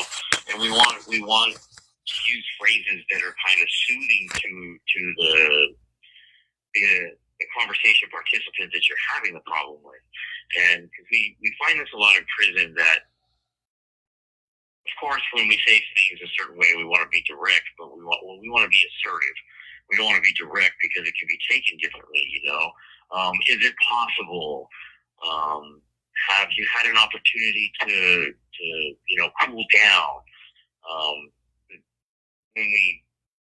When I use it today, you know, the one is like, help me understand what you're saying, because I'm not quite getting it, you know. Instead of saying like, I just don't understand. I wouldn't use the word actually empower people. Yes. Yes. And that, you know, that way we can keep the lines of communication open, the dialogue there. Even if I am right, or even if the person that's in conflict is in the dead wrong, I'm not trying to be right. I just want to make sure we can get through this into where we can get to a win-win. You know, it has many different ways to be, and I'm sure in the real world, you know, I really don't have context anymore, because the world that we live in isn't for, you know. John said something earlier that was like, you know, the stress that we go through in here. And I know that it's not that the world is not by no means easy, and the stress that's going on out there, you know. And in here, it's not so much anymore in our lives, but in the first beginning part of my prison term, how you communicated with somebody was life or death. Oh, for sure. And I don't mean that like, oh, you know, really, if you could say something or walk in front of somebody and it's taken away out of context. Right. So in prison, it was very paramount that you learn how to speak to people, tone, speed, hand gestures, you know. If we were to talk to people this way that we were talking about conflict resolution, they would really kind of look at us and be like, what are you saying? Like, what? You know what I mean? Like, they would almost punch me in the face just because they don't even understand what it is that's said, you know? Right. And it goes with what Joshua was just talking about, with like the word that we choose. Even though we want to be assertive and kind of deliberate, I don't know. It's weird because, like, for us, like, an example would be like I've had conflicts here where even just saying I'm sorry because it takes the wrong way. Right. Could you imagine if I said, is there another way I could say this or that? No way. They would. Yeah. They would put me on my pockets faster than I could get the words out. Yeah. I mean, to go back to like my little conflict with our program sponsor this morning. And it wasn't actually like that. There was more frustration, but it was still a conflict. And at the end, it's like, wait a minute, like this person that I'm talking to is phenomenal in every sense of the word in here.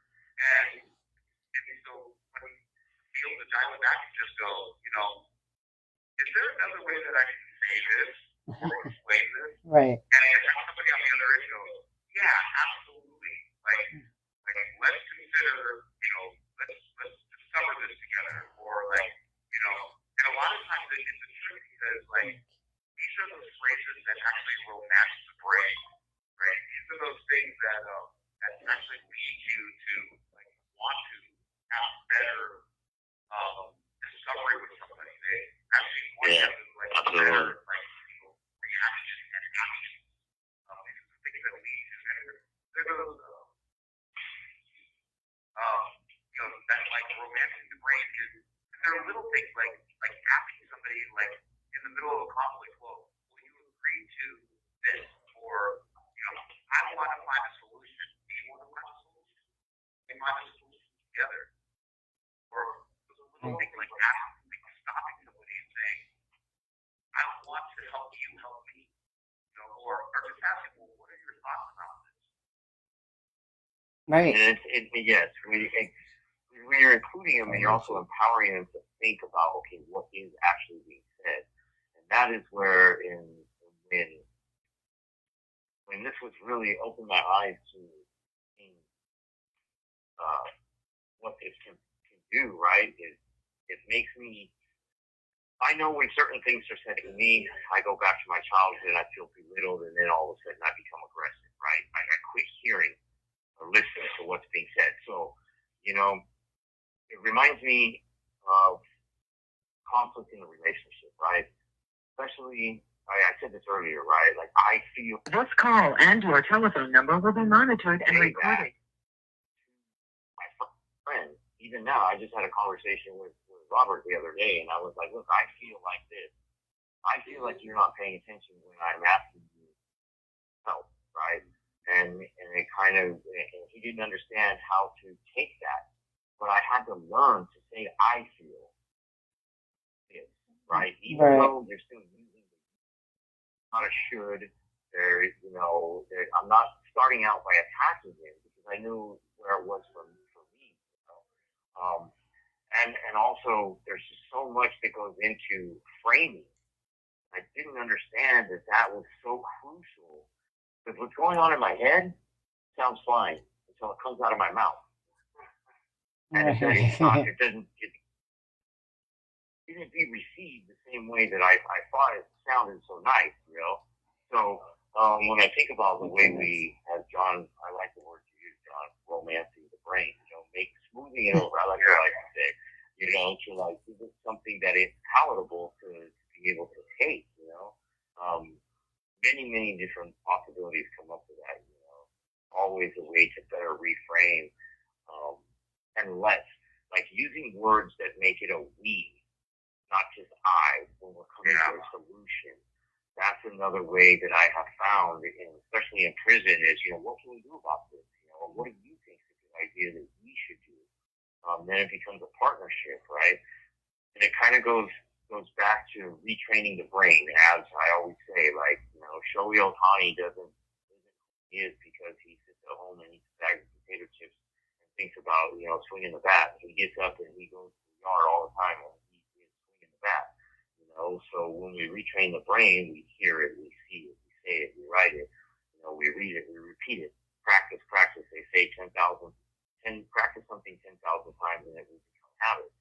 So when we get into that training part of it, we can move from that anger in the conflict to something of kind of a win-win solution that we're looking for, right? Which is compromise. I'm doing this thing in Idobo. Idobo is a wonderful thing on negotiation. And that's when we already know that we shoot for win-win solutions, but compromise. And that's what this is in conflict resolution, is compromise. I know I'm not going to get all of this. Right. And when I have that going into this conflict, I know that I can make the sacrifice and compromise. I'm already going there. My brain is already expecting that. So I'm constantly learning new ways to be able to navigate conflict. Even because conflict doesn't always have to be, we come from a world where we think of conflict that it's violent, it's loud, it's dangerous, like all these things. But simple things that can be negotiated through to figure out what it is, what are our feelings, what's coming up, what's happening, Josh, I liked what you said too about like using those nice statements, like really like being direct. Like I feel this way when this emotion comes up, or when I'm feeling, I feel a certain way when this happens. I'm with you also in the sense of, I think it's always best for us to avoid like yet, but if I, we can use those. This call and your telephone number will be monitored and recorded. This has happened. A lot of times, though, it's a little bit easier. It does show that emotional intelligence too, right? Because at the core of emotional intelligence, it really is understanding ourselves and understanding other people. And I look at this. You have 60 seconds remaining. You have 60 seconds remaining. Oh, where does the time go? I know. Yeah, because perfect. We'll come back to that emotional intelligence. Okay. We'll call right back. All right. I'm losing my train of thought. I gotta get you. Hey, everyone who's just coming in, I appreciate you. I see all the comments. I just can't, when they're talking, of course, I can't talk over them, so.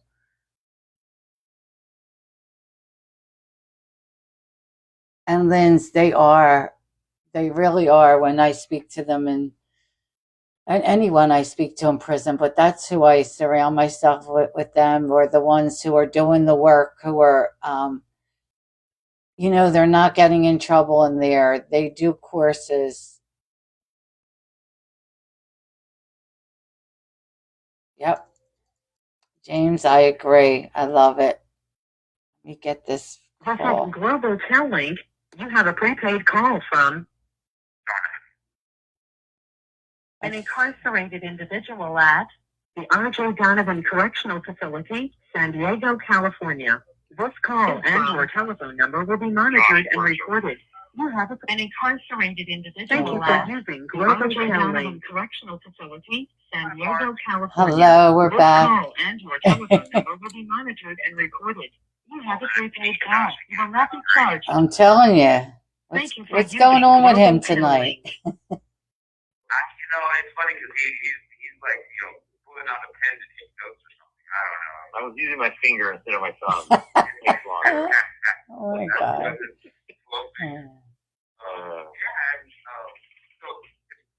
when we're talking about like this conflict stuff, Mhm. I know that, we're two guys in prison talking about conflict, and I want to encourage anybody that's out there that's listening to come to the box, share your experiences. If you have some questions,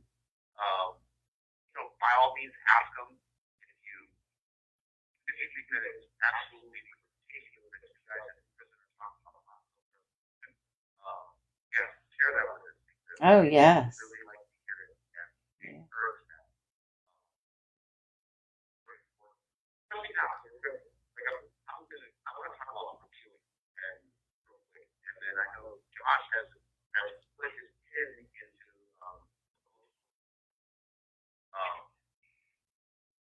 emotional IQ. So I think those are like sides of a coin that, and we haven't really had a chance to talk about this, but I think these are two sides of the same coin. Basically we talked about, we went through we talked about trauma and those the toxic environment that we kind of grew up in, and how we only know one amazing Marge that is unicorn with like a 0 ACEs score. But the truth is that when we go through these experiences in life, our feelings kind of come down or frozen when we have trauma or even addiction and things like that. And so our brains, they work overtime to keep these activated like thousands. And when that gets disrupted, it's difficult for us to have peace of mind when we're in toxic environments or when there are these problems. That's why Josh and I are kind of unique positions to talk about this, because we have been all around this, how difficult it is for people to be this homeostatic state of mind, because the environment is toxic. We're living on a pretty decent yard, but it's still toxic. I mean, Right. with 6 other people in it, it is not going to be all copacetic all the time. And our feelings become numb and frozen to actually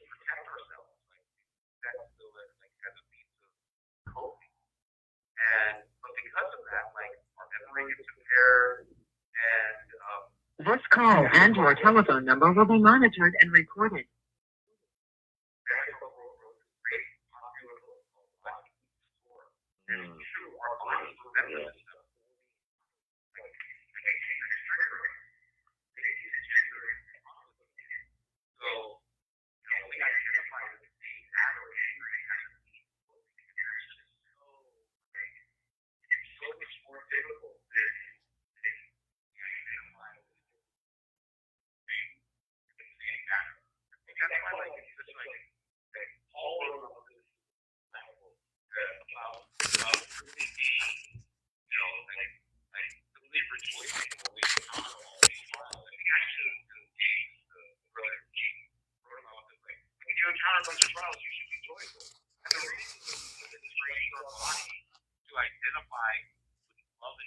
This call and your telephone number will be monitored and recorded. and when we self-nurture, identify with our like deeper feelings of how we want to be, and that just makes it a lot easier for us to do those I statements like Josh was just talking about. And overall, we're able to then a greater influx of emotional intelligence, which is pretty awesome. Yes. Yes. Because when we're talking about our feelings, right? That's a feat. That was a feat in itself for me to get to understand what are my feelings. You know, it's difficult to say. It was difficult for me to say how I actually felt, so I just acted out in anger or lashed out and at somebody. But today I'm better equipped to having what it is emotional intelligence is, right? And that is making sure that not only do I understand my own self-appraisal, but I'll also understand others' emotional needs and the regulation and use of this emotion. And here in prison, that's a huge, huge, big aspect of what's going on. You know, when we're thinking about, well, when I think about the individualistic point of view when it comes to emotional intelligence. When I think about myself, I'm constantly forcing it or avoiding it. One of the two. Either I'm just pushing my agenda, that's it, I don't care about the other's feelings, or I'm just going to completely avoid it, which is still saying that I don't care about your feelings or anything about that. So being very, very self-aware also gives me the empathy to be passionate and understanding of the individual that I'm having conflict with. And in prison, that could mean anybody from a cellmate to John to COs to co-workers. We do have jobs in prison. Reporters where we have co-workers that we have to work with, and actually a very, very, this is where most conflicts arise from. Being in level 2, the microwave is a huge part for, it went from the phone with conflict to the microwave. And so what does that look like, right?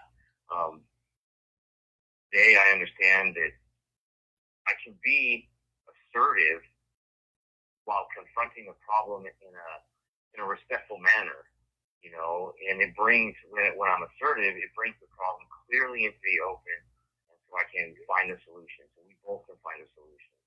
I confront today things very openly. I don't just let things go. I want to find a solution. I want to make sure that I'm understanding what the issue is. Don't beat around the bush. No innuendos. But that can lead to somebody feeling, you know, we like to say in prison, my ego is not my amigo. He will hit me every time. So also have to remember to keep the other person's ego in check, and that's a delicate dance by not, you know, offending them, because I know who I can and can't have direct conversations, and when they are pointed, I really got to choose my words properly when I'm clearly expressing my point of view without trying to offend them, and also not let my ego get involved. You know, I know that in this part of being the collectedness of the conflict resolution, I got to compromise. I got to try to find a compromise that they're willing to compromise, and also in principle, it sounds bad. You have to make it their suggestion for the compromise. That's a delicate dance too. Give and take. What is it? You know, some people are built for negotiation, and some people aren't. They're just going to stand on it and take their side, and they're not going to go for that. This call and/or telephone number will be monitored and recorded. But this really comes into play when we're starting to talk about relationships. You know, when we were talking about back when we went over domestic violence. This is quite a while back. We would talk about we have the honeymoon, or we have the tension, the explosion, and the honeymoon, right?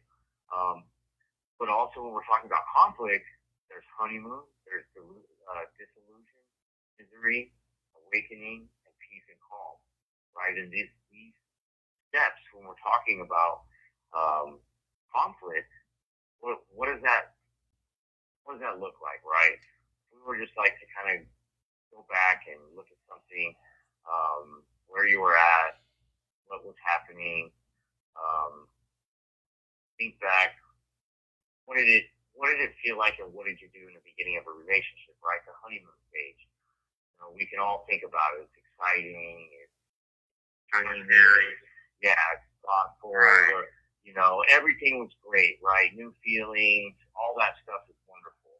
And then when, you know, we kind of get past the honeymoon stage, we get into the disillusionment stage.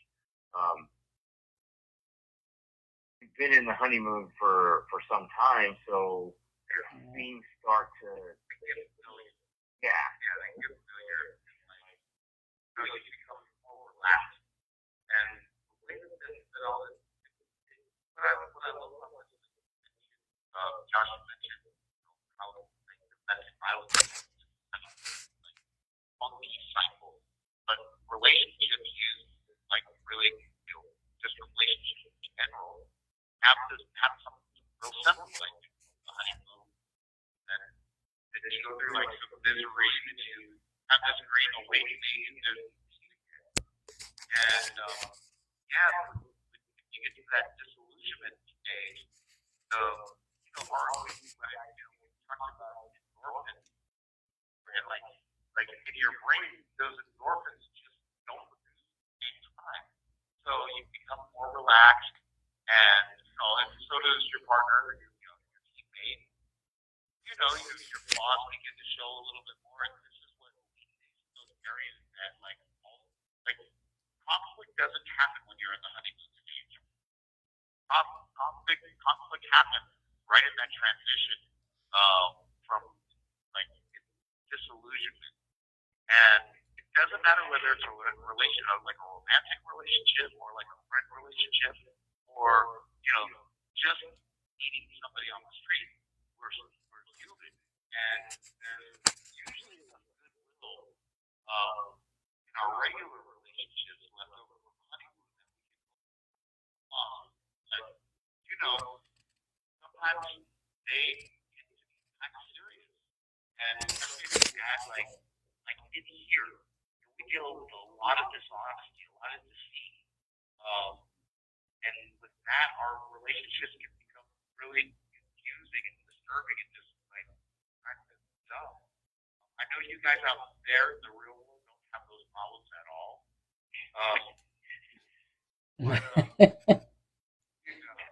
Sure. For most, I think our ability to be able to communicate effectively is really important. We can just now, Marge, you have a couple of years on, I think, Josh, but what does communication look like for you in, like just out of curiosity. Communication, resolving conflict. Yeah, like what does it look like for you? Because I mean, quite honestly, like I can't imagine you like ever getting into a fist fight for sure. But No. just Usually it's just talking it out. That's my thing. I like to stop things, don't make it escalate and just try to talk it out. Yeah. When My we're secret. talking about this in prison, right? You have 60 seconds remaining. Comes into play because we tell ourselves something that we want to hear, and that is where everybody's super subjective. And when You have 60 seconds remaining. Wait, so James said Marge kills them with kindness, or she just kills them. I can't, James. I love you. Oh my God. That they did. You saw my boxing pictures. I did, but that was only to work out my boxing pictures, James. I needed that. That's right, Tiff. You did see those pictures. Attacking alligators. Oh my God. That's so funny. James, you better move to Florida. You need to move closer to me. Could you imagine us hanging out? Oh no.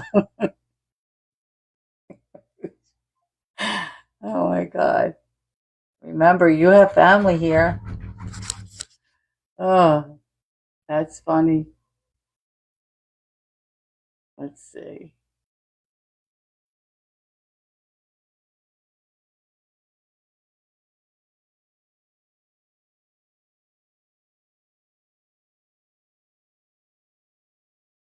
Oh my God, I just got a message from Paige's husband, who's in the same prison. Mom, I think you're an angel, but I know you, right? Oh, here we go. You think you're an angel? I am an angel.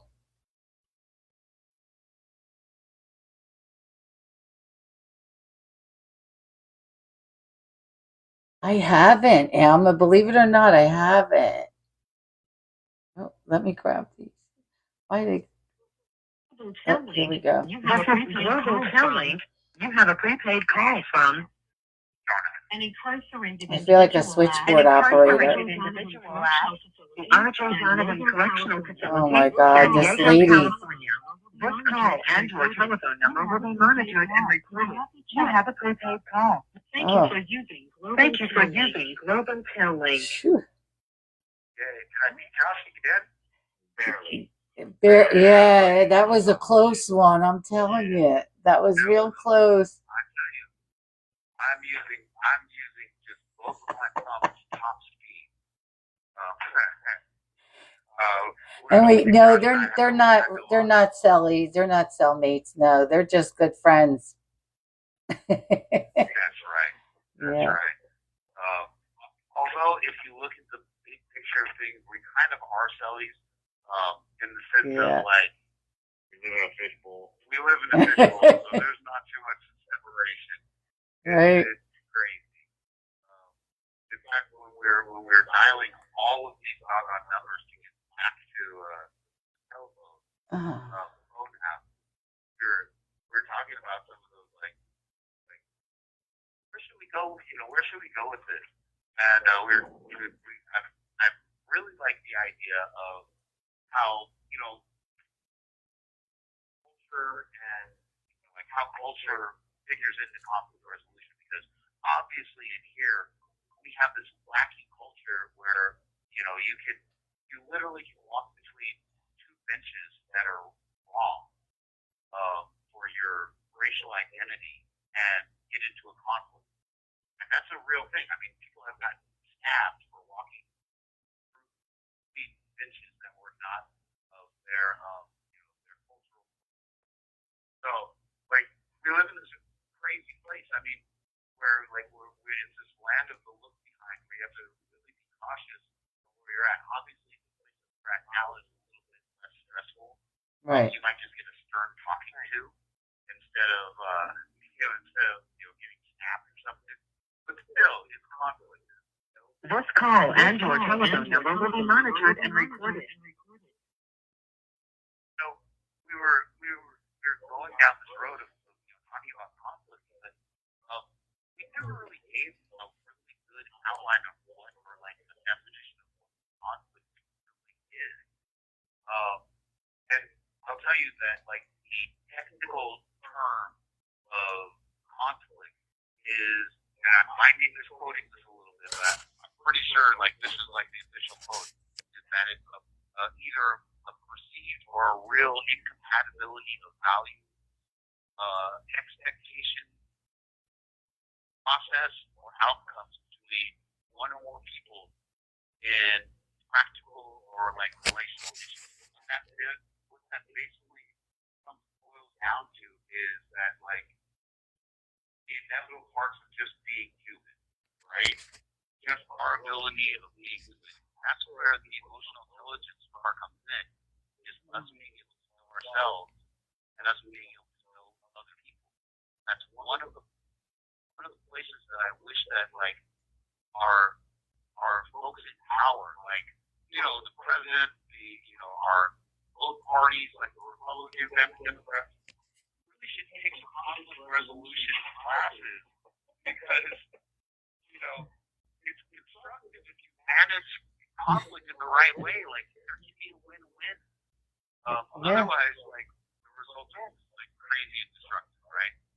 Yeah. So Exactly. for us in here and for like everybody out there, and I think Margie will agree that like when it comes to conflict, it can be totally damaging to our well-being if we don't adapt to them very well. Oh, absolutely. So, yeah. So that was my thoughts.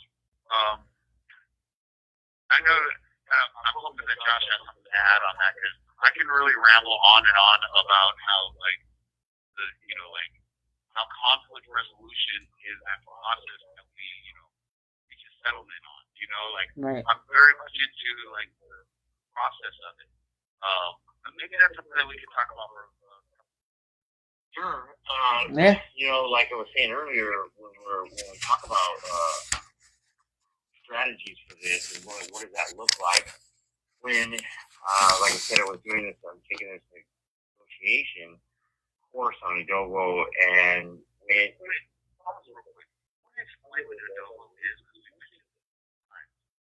so Adobo has so we have this app, and thank you, Robert. We have this app that is, you can actually go online and see it right now too. It's EDOBO and .com.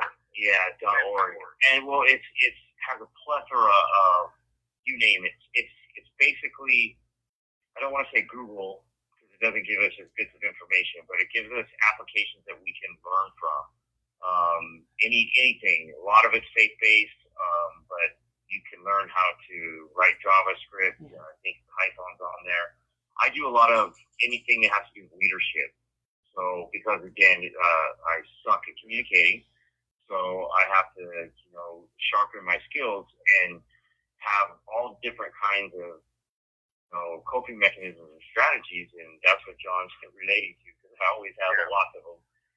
And also, Adobo is here. It's a nonprofit that is they're in about 15 countries. They're the primary application. They're the primary app for those of us that are incarcerated to have access to like other forms of self-help videos, master classes.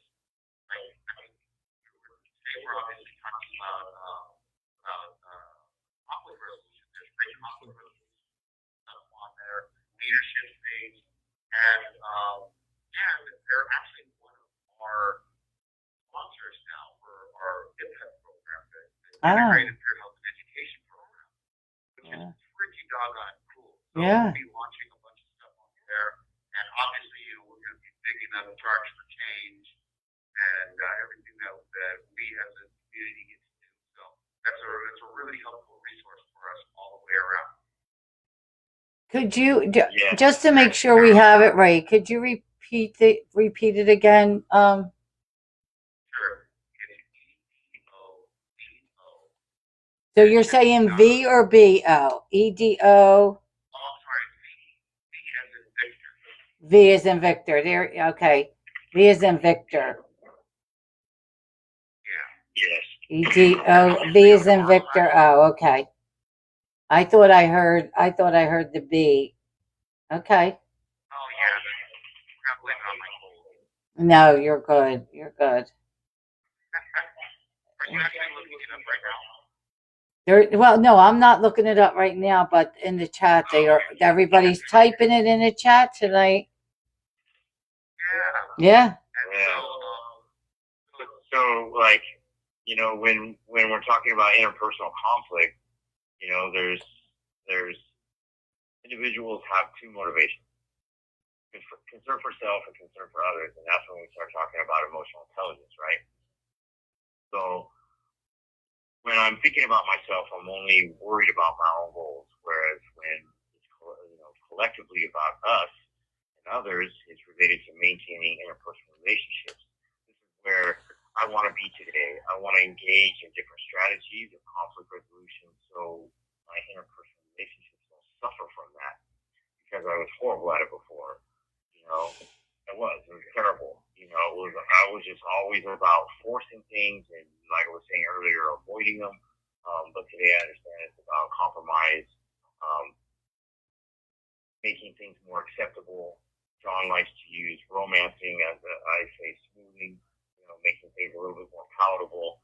But also what I like today, and I find that people actually respect that, is being assertive and confronting. Like, if there's a problem, I come to them and address it, not in that aggressive or violent way anymore. It's just more about, let's have this conversation. This needs to be said. I'm not going to worry about what's going on. I think that's really important. It draws a parallel between like one of the things that we have done. You know, when I talk myself, they're talking about domestic violence. You know, that obviously is a conflict, and so there's like Josh just talking from these strategies, right? You have compromising, you have being, you know, to that, you know, like I was talking about, like that romantic kind of language, and you have like that absolute forcing, which is that's really This call and your telephone number will be monitored and recorded. that's that behavior, which is like all areas. So that's like the areas that we don't want, you know, kind of those are the areas that we want to avoid. And then you have, you know, like the actual confrontation part, and then you just have avoiding. So like compromising is, I think it's like the great behavior. Like John, you got really low. oh, I'm sorry. There you go. Maybe that's because we had a guest step in right now. Yeah. Oh, okay. A guest stepped in. He's over there. Yeah. You get one guess. Say hello. I get one guess. It has to be my friend Suave. Ding, Ding, ding. ding. Winner, Marge gets the chicken dinner. See? Hello, Charge for Change family. How you guys doing? Hey, Suave. How are you, friend? I'm blessed. I've been hard at work. You know, doing what I'm doing. Hoping to return next week. And Yes. my wife has been busting our butts. She's like 99% done. And working to join John and Josh and working. Hard at work. I hear you. Oh, that's great. See? That's what I did. Yep. How you doing? I'm doing And good. he's avoiding conflict at all. He's avoiding conflict at all costs. That's right. Yeah. Right. Yeah. I'll avoid it at all costs. Yeah. I don't have time for it. That's No, right. not at all. You don't have time for that. You don't need that right now. That's right. Suave, the man, the myth, the legend. I love that, James. Yep.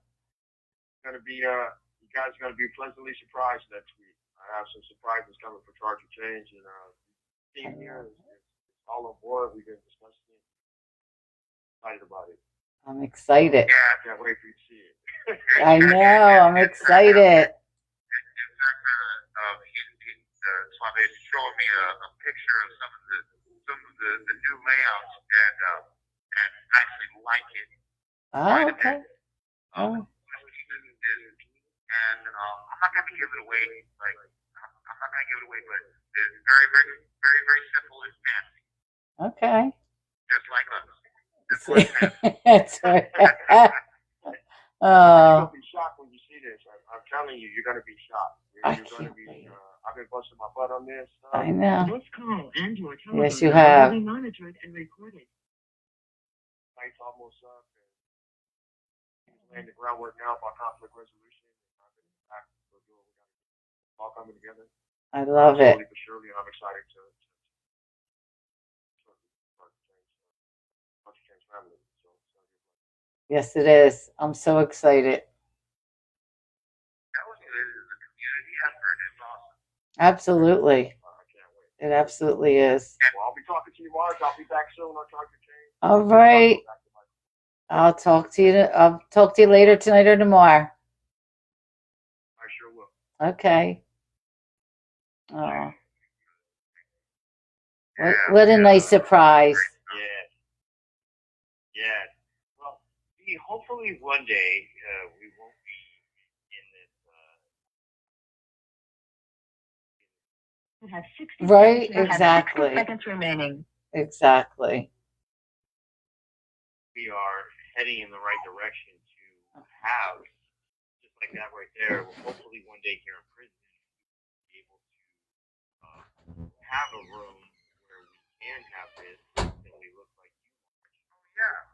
And we're doing this In real time with you. I know. Right? that part two. Oh, I That can't. part two. Oh, right? Yes. So we're gonna call right back. Okay. I can't wait till we're doing this in person and we're not calling back. So many times. He's very active tonight, Chris. Usually he's laying here sleeping, but he's active. Here he is. He has to be tired soon. He don't know where he wants to be, here or he wants to be with your father. Sit. Go lay in your bed. Get in your bed. There you go. Bed. No, bed. Thank you, truth teller. How are you? Do they have a date? They don't have a date to get out now. No, not yet. I know you didn't take him for a run. Come on. No, out of there. Come on. No. Give me your toy. Get out of there. You can't go over there. We have caller number 1. Over here. Get in your bed. This is Global Telling. You have a prepaid call from Teddy goes to a dog hotel. an incarcerated individual. Teddy doesn't stay with me. He goes to a dog hotel. San Diego, California. He's attached to his mom too much. Your telephone number will be monitored and recorded. You have a prepaid. Thank you for using Global Tel Link. Oh, I tell you, if they knew how much fun we were This having is in Global prison, Tel Link. You have a Charger prepaid Change, call. Right? they would lock us. Oh, Facility, So San how Diego, are- California. how- This call and your telephone number will be monitored and recorded. You have a prepaid call. You will not be they are. charged for Yes, this they call. are. They are To doing accept this great. call, I'm watching the please comments dial and it's 5 funny. now. Thank you for using Wait, I'm trying to Global Tel Link. let me get Josh back in here. I don't know why he's being so so slow over here tonight. I'm telling you, I'm not using my thumb. Usually I'm right sure on. he was using his pinky that time. Yeah. Oh, okay. That sounds good. Yeah. Wait, can you hear me now? I can, no, I can hear you. I can Well, hear that you. was a pleasant surprise to have It's suave. come Yep, drop by. absolutely. I love it. I love it. And I know he's working hard on a lot of stuff, and we have a lot of surprises.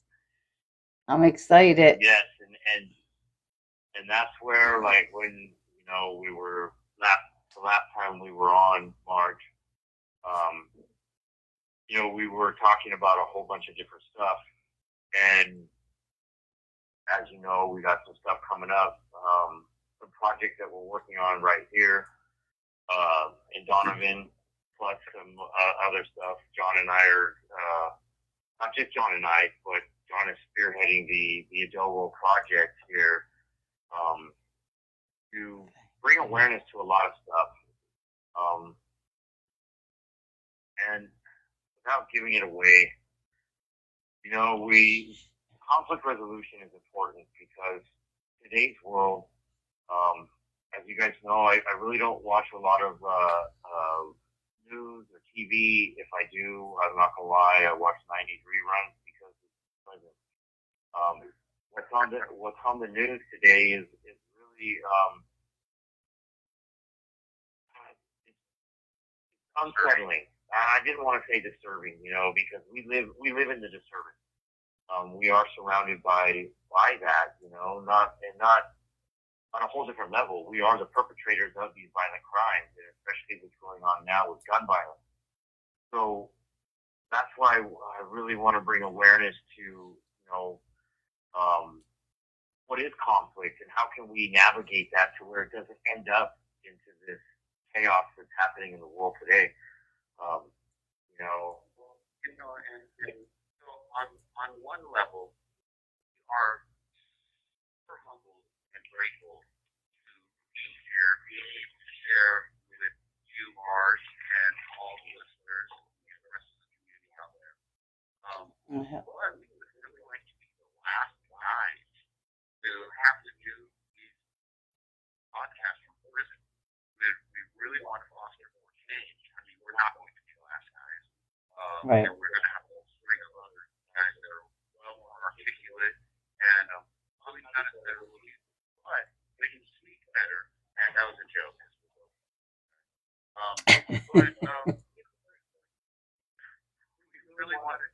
We really want to foster change. So on one level, let's get that.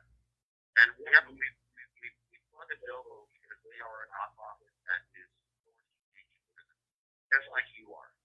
And so, like, we're really thankful that they afford us an opportunity to actually take this stuff, the pure generated content that we have, and put it on their platform so that literally hundreds of thousands of prisoners will have the opportunity to do these self-help courses.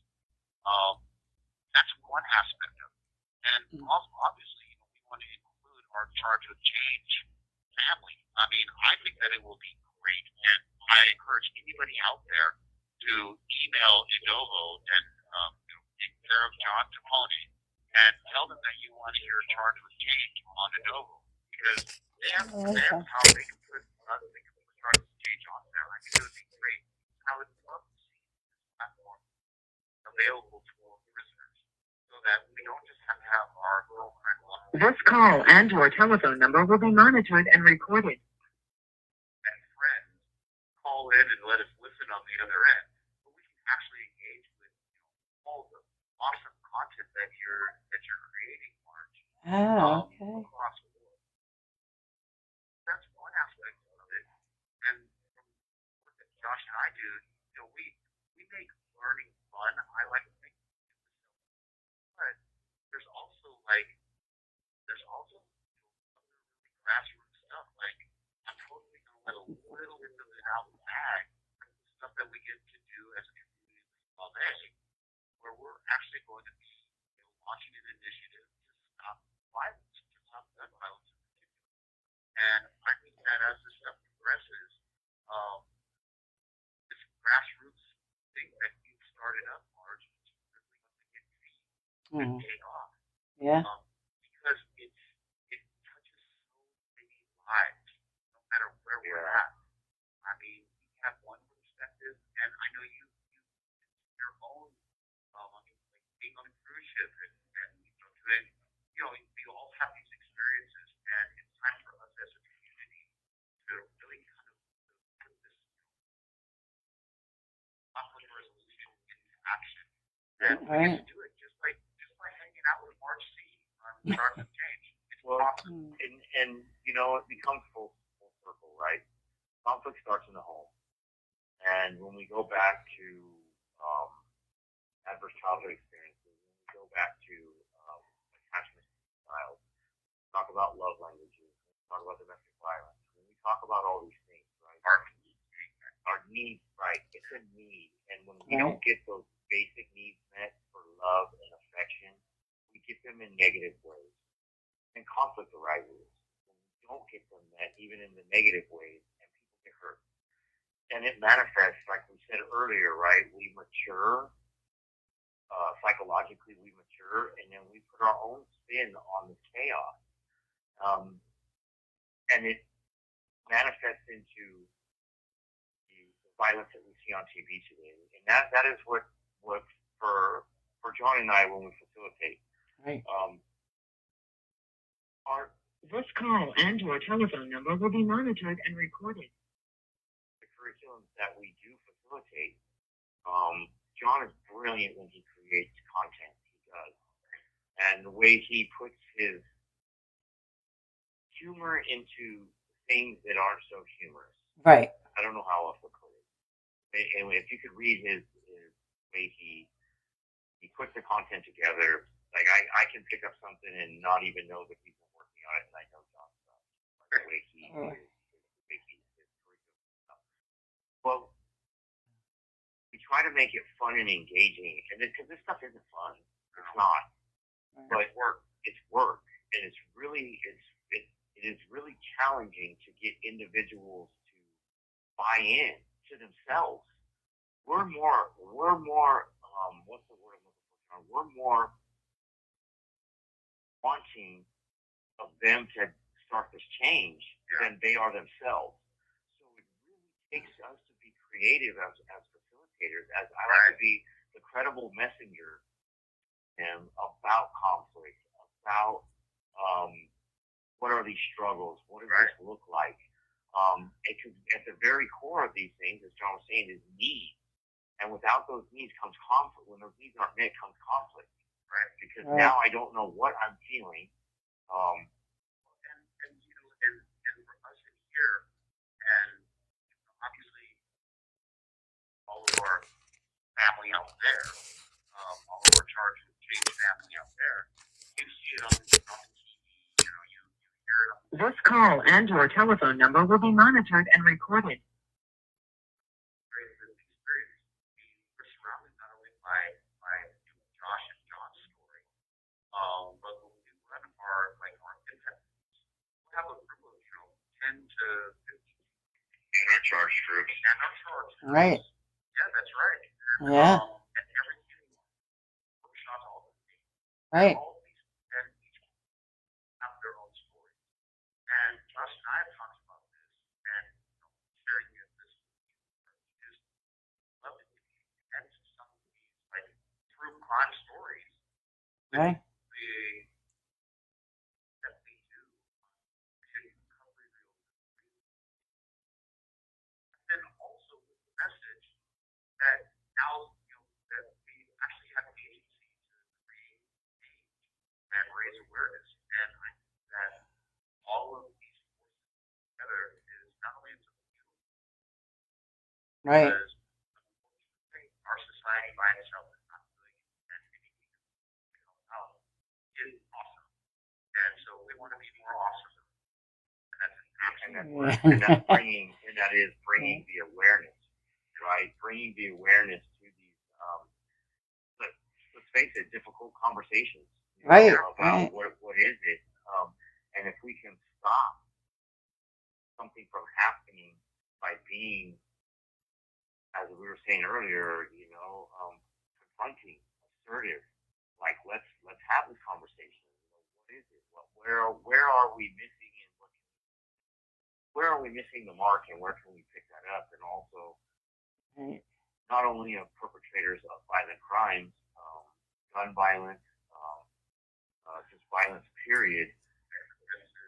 I mean, we Right. traffic, all this stuff. Absolutely. And when we bring it into the light, we are giving it its due diligence to say that this is happening instead of keeping it in the dark and saying it's not. And that is what we see in here. And like John says, when we're facilitating these groups, we've moved more from the psychoeducational into a process group. We cut our group sizes down to 10. I like to run a 10-man group or a 10-person group. We're pushing them up a little bit more into the 12 to 15 range, only because there's so many people that want these process groups. But it takes time. You have to allow them to open up and address the issue, because when we're in prison, we're charged for change. And that change just doesn't come by reading a book or filling out some questions. It's actually about regurgitating what all of this crap was. Right. And what is that? So when we get to the street, Josh and I were on a yard. Guys that were, off the death row, they've been featured here on Target Change, like our friend Carell and others. And I mean, that's on the extreme. They still are. Right. Yeah. But they, a lot of them have made decisions that no matter what, they want to do everything that they can to pour out into this type of work. Of course, then you have the other ones. I mean, I had a conversation with a guy who he was on death row, and This call and your telephone number will be monitored and recorded. because he didn't want his secrets to come to light. Right. So that's the direct opposite of what we're trying to do. Is we're trying to bring all the stuff to light, so we can air out dirty laundry and bring it. And by God's grace, we've been able to connect a lot of this. So if I may expound on what you just said right there about, we want to keep things in the dark, right? The other day I was at work. I was in the machine shop, and one of the fellows that's in, he was struggling in class, and thankfully we were at work, and I looked at him and I said, "Hey, come here." And I grabbed the grease pen. I went to the grease board. I drew a line across it from side to side, and I said to him, "Okay, how old are you?" And I put his age at the end. You have 60 seconds remaining. Okay, let's start this timeline. He looked at me. Why? And I said, because I can see your wheels turning. Got a lot of questions, but we need to unpack this. And when we started to do the timeline, it was unreal. This board was chaos, full. We're talking a 6-foot by 4-foot board was filled in from 0 to 35. And when You have 60 seconds remaining. I looked at him and I said, "Are you okay?" He says, "Yeah, I'm okay." I said, "This is the first time?" I knew it was the first time. And he says, "Yeah." I said, "How come this is the first time?" And he says, "I never wanted this stuff. I never wanted to see this stuff again." Wow. And we'll call back. Okay. Wow, that's... Okay.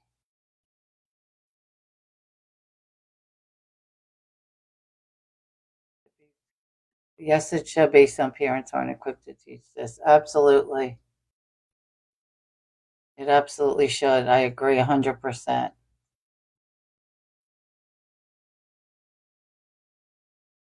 But how's everyone doing tonight? Tommy, how are you? Tommy, are you you have to let me know the gender. Did you have the gender reveal? We don't know. Oh, let me grab these phones. You have a prepaid call from Global Telling. You Hey, have a Brian. prepaid call from an incarcerated Oh, Saturday. individual at the Arnold Donovan Correctional Facility, San Diego, California. This call and your telephone number will be monitored and recorded. You have a prepaid call. You will not. Thank you for using Global Telling. Okay, we're back. All right. Well, and so when we were doing this, and mind you, when we go back, started breaking down the aces and everything else, right? And when we were looking at this, we're looking at the conflict in his life, right? Where did this start?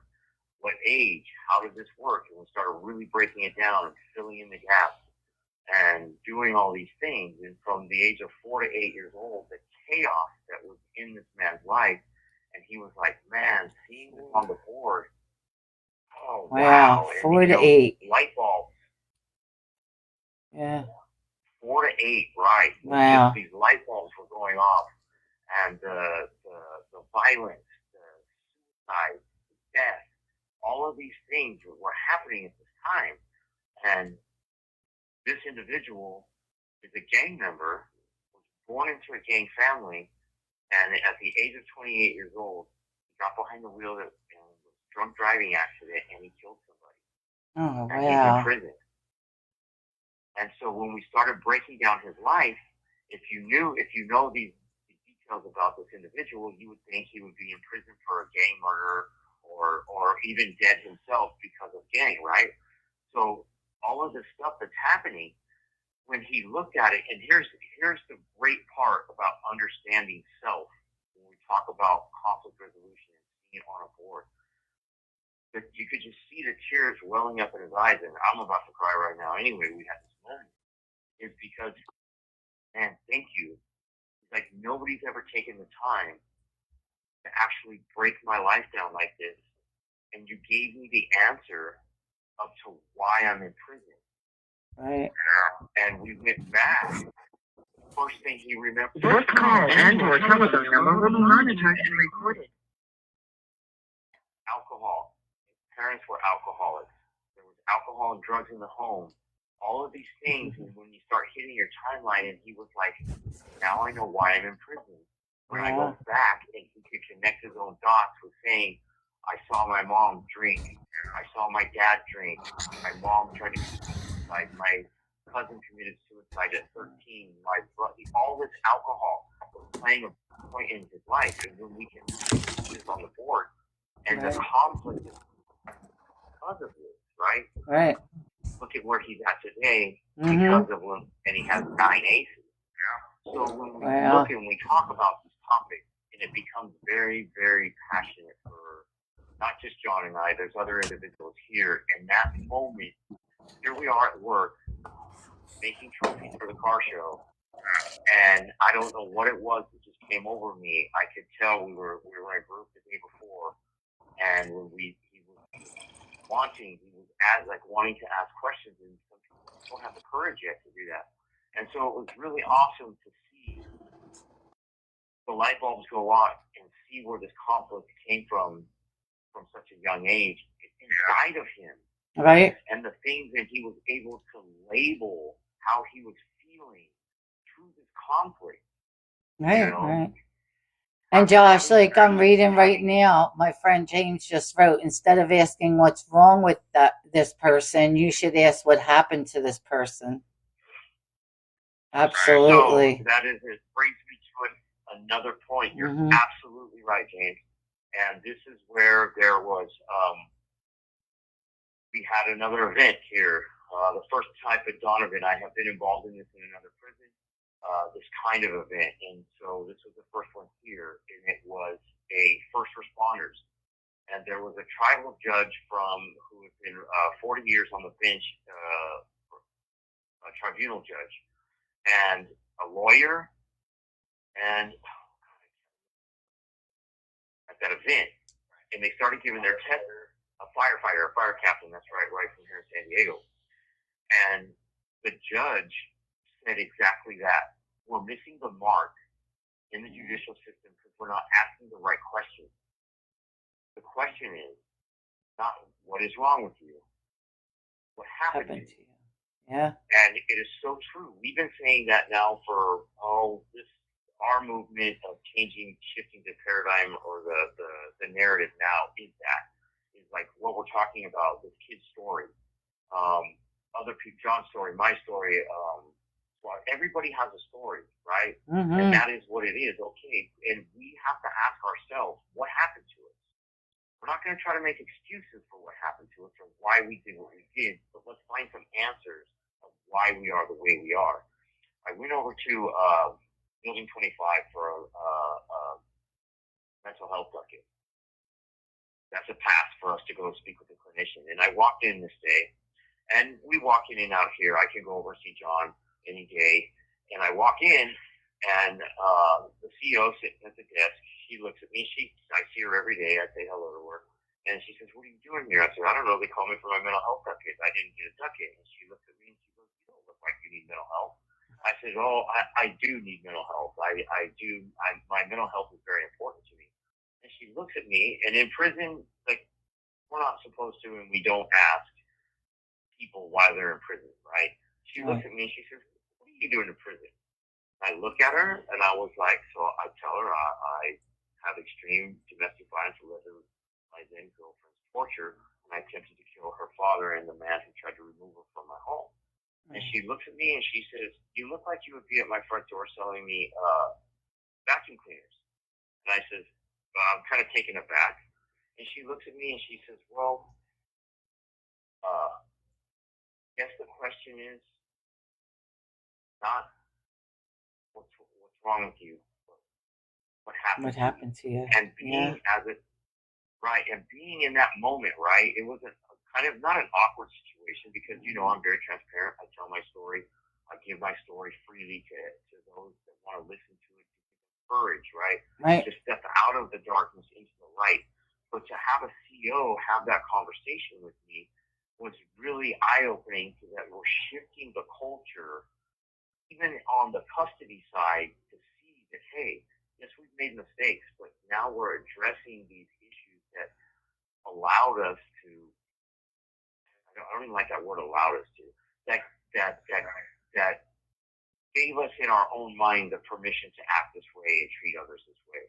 And so it was really a beautiful moment, and I share that freely in my groups too, because, we're in prison and really, F the cops is a mantra that a lot of us had for a lot of years, and some still do, that regardless of what they're doing, but realize they have a job to do, and that is to keep our community safe. That is to keep us safe. It's not here to screw us over or make our life miserable or do those things. Now, some cops and some CEOs do that. I'm not saying all cops are horrible. No, there's a lot of good cops and a lot of CEOs in prison that are helping us facilitate this change that's coming in. But as we know, the pendulum swings slow, and especially in California, in correctional. Right. But when we set these foundations and individuals step up and come forward and do what John and I do, and there's many others. There's not we're not alone.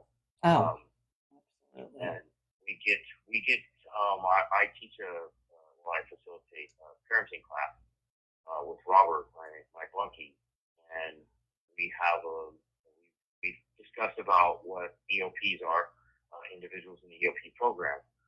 Those are with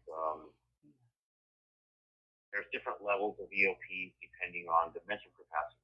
This call and your telephone number will be monitored and recorded. Functioning. There's different levels of functionality, and then they're usually matched with different levels of care. Some individuals, they just kind of like on the street. You pass by somebody who maybe they're homeless, but they're not challenged as far as Right. being in a rough spot. You have some that are very low functioning that tell that they have a disability. They need a higher level of care than most society. So these individuals that are in our group, we're coming to the end of a cycle, and we're going to split into one parenting class and then a workshop. And these guys were like, why? Right. We want you to. Because we build that rapport, and just like John and I, we work very well together. When we facilitate a group, we can finish sentences. We know where you're going, if you can see the crowd's lost, or the individuals, or it's not whatever. We can pick up and do those things, and that's very refreshing to hear that, right? That these guys like the way we interact, and also can give them the safe space to allow to address these issues that cause conflict. And it's dealing with individuals that, by and large, have experienced huge amounts of trauma, and that trauma has only been reinforced because of where we're at. So I can imagine and hearing.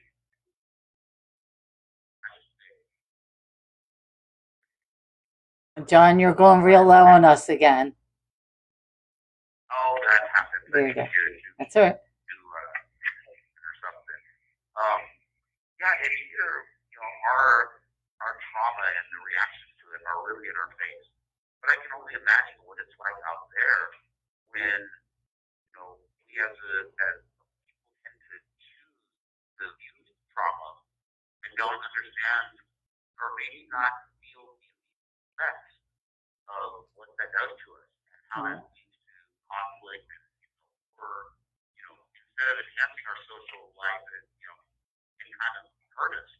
So I think that it's especially in like the work that we get to do here, it's very, very helpful for us to have feedback, not only from our peers, but honestly like from people like you, Marge, that are reaching out or reaching in from out there and saying, not only do we care, but the stories that we have are relevant to you and are important. Yeah, And, absolutely. And then all the time, we also get to come together and explore how to make something really happen. So Yeah. it's a win-win. Oh, absolutely. And that's it. And Right, and Josh, we have Tommy's here too. He just joined the panel. He's been listening in. What's up, buddy? Nice. He's actually, him and James are like talking. Yep. It's funny that you guys earlier when I first joined, you guys were talking about these things being in the schools, and I just developed a curriculum for schools that I'm trying to push to local schools, like between 7th and senior, from like 7th grade up to 12th grade, right? Like push it into the schools and maybe get me in there to teach exactly what I'm teaching in prison: accountability, responsibility, decision making, Right. how to have objective thinking versus emotional thinking. Intelligence. You know what I mean? Yeah, emotional intelligence, conflict resolution. Like that's huge, right? Being able to, take your feelings out of it and just look at the facts of a situation, right? And the lady earlier was asking some questions, and in regards to like we get on autopilot, and that's not just us, it's everybody, right? We get on autopilot, and then when something happens, we react just because it's a trained response. We never take the opportunity to understand, like they said, what happened to this person. You know what I mean? I'm gonna say this. I was in this group called Freedom Within Prison Project out of Santa Cruz. Used to come into the prison in 60 seconds remaining. in Salinas, and they had these things that they called clearings, where they would put you in front of somebody that you had a conflict with, and that person had to stay silent while you shared what the conflict was. But they made sure that you left your judgments and your opinions out of it, and they said, tell us what happened from a camera's perspective, just the facts. And then it was like, okay, then how did that make you feel? Right. And then they would go back and, okay, when is the first time you ever remember feeling that feeling? right? And it would walk you back to the first time in your life you ever felt that way, and then the reactions that you trained yourself to have as a result of that trauma. And once you realize that inside yourself, it was real easy to see it in other people that, hey, wait a minute, they're not reacting to what they're having something triggered a reaction out of something I said or did, but it wasn't my fault. I'll let him come back. Right. Yeah, they'll have to call back. How you doing, Tommy? I'm doing good. I'm doing real good. I just got off work. I barely got home, and I just literally pulled in when I seen you guys, and I was like, oh, I'm gonna get on there real quick. You know what I mean? And but yeah, it's funny as I just developed a curriculum. Wow, I've been working on it for weeks, and I've been trying to get Keith to call me because I want to discuss it with him. Keith will be live with me tomorrow night. Yeah. Well, I was trying to get him to call me so I could talk to him one-on-one about that, and his court situation's coming up, and things like that. Yeah. And these two are in the same room, but they're calling two phones. They crack me up. They're sitting in the same room. Cellmates. San Diego, California. And they're not even cellies. Oh, okay. Oh, yeah. In fact, Suave just came in. He's an R&B singer from the 80s. He was just came in and said hi to us. Yeah. John? Hey, I'm back. Okay. Right? John, you there? Oh, okay. Yeah. But what I was saying is that gave me an opportunity to see things from other people's perspective. Like, I understand. And that's the truest form of empathy, being able to put yourself, what I say, on the other side of the flagpole, right? What I do in group is I draw a flag on the board, an American flag, and then I ask everybody, which way is that flag facing? And they all say the same thing, right. I said, well, yeah, but if you stand on the other side of the flag, which way is it facing? Well, then it's facing left. Right? So it just depends on where you're at in your life, determines your perspective. Right? Being able to take yourself out of it for a moment and go put yourself in somebody else's shoes and look at it from their perspective changes your whole dynamic. Right. Yeah. You know what I mean? And how you deal with people. You know what I mean? And that was the thing that made me successful at the parole board. I stopped looking at it from my perspective and said, hey, if I was a civilian or I was a parole member, would I let me go? Okay, then, okay. And the answer was always no, absolutely not. I was a terrible person for a long time, but by the time I made it to the board, I had dealt with all those issues that made me that guy before. And I put myself in a situation to where when I walked in there, I could have a dialogue with them about my past, about who I was, and paint a picture of somebody who had worked really hard to get themselves together, and hopefully they could trust me to go out. And I earn my freedom every day. I tell people that all the time. I'm grateful, and I earn it every single day. So, and Josh, man, I can't wait till you come home, brother. You know what I mean? I can't wait till you go home. You know what I mean? That's my buddy, man. And we got some swaps to do, by the way. You know what I mean? I need to put a Duramax in a Suburban.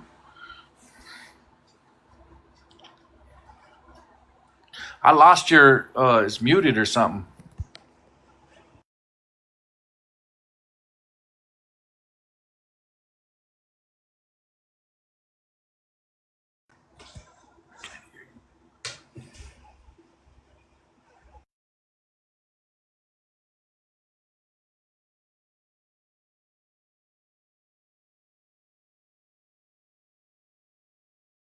Is it better?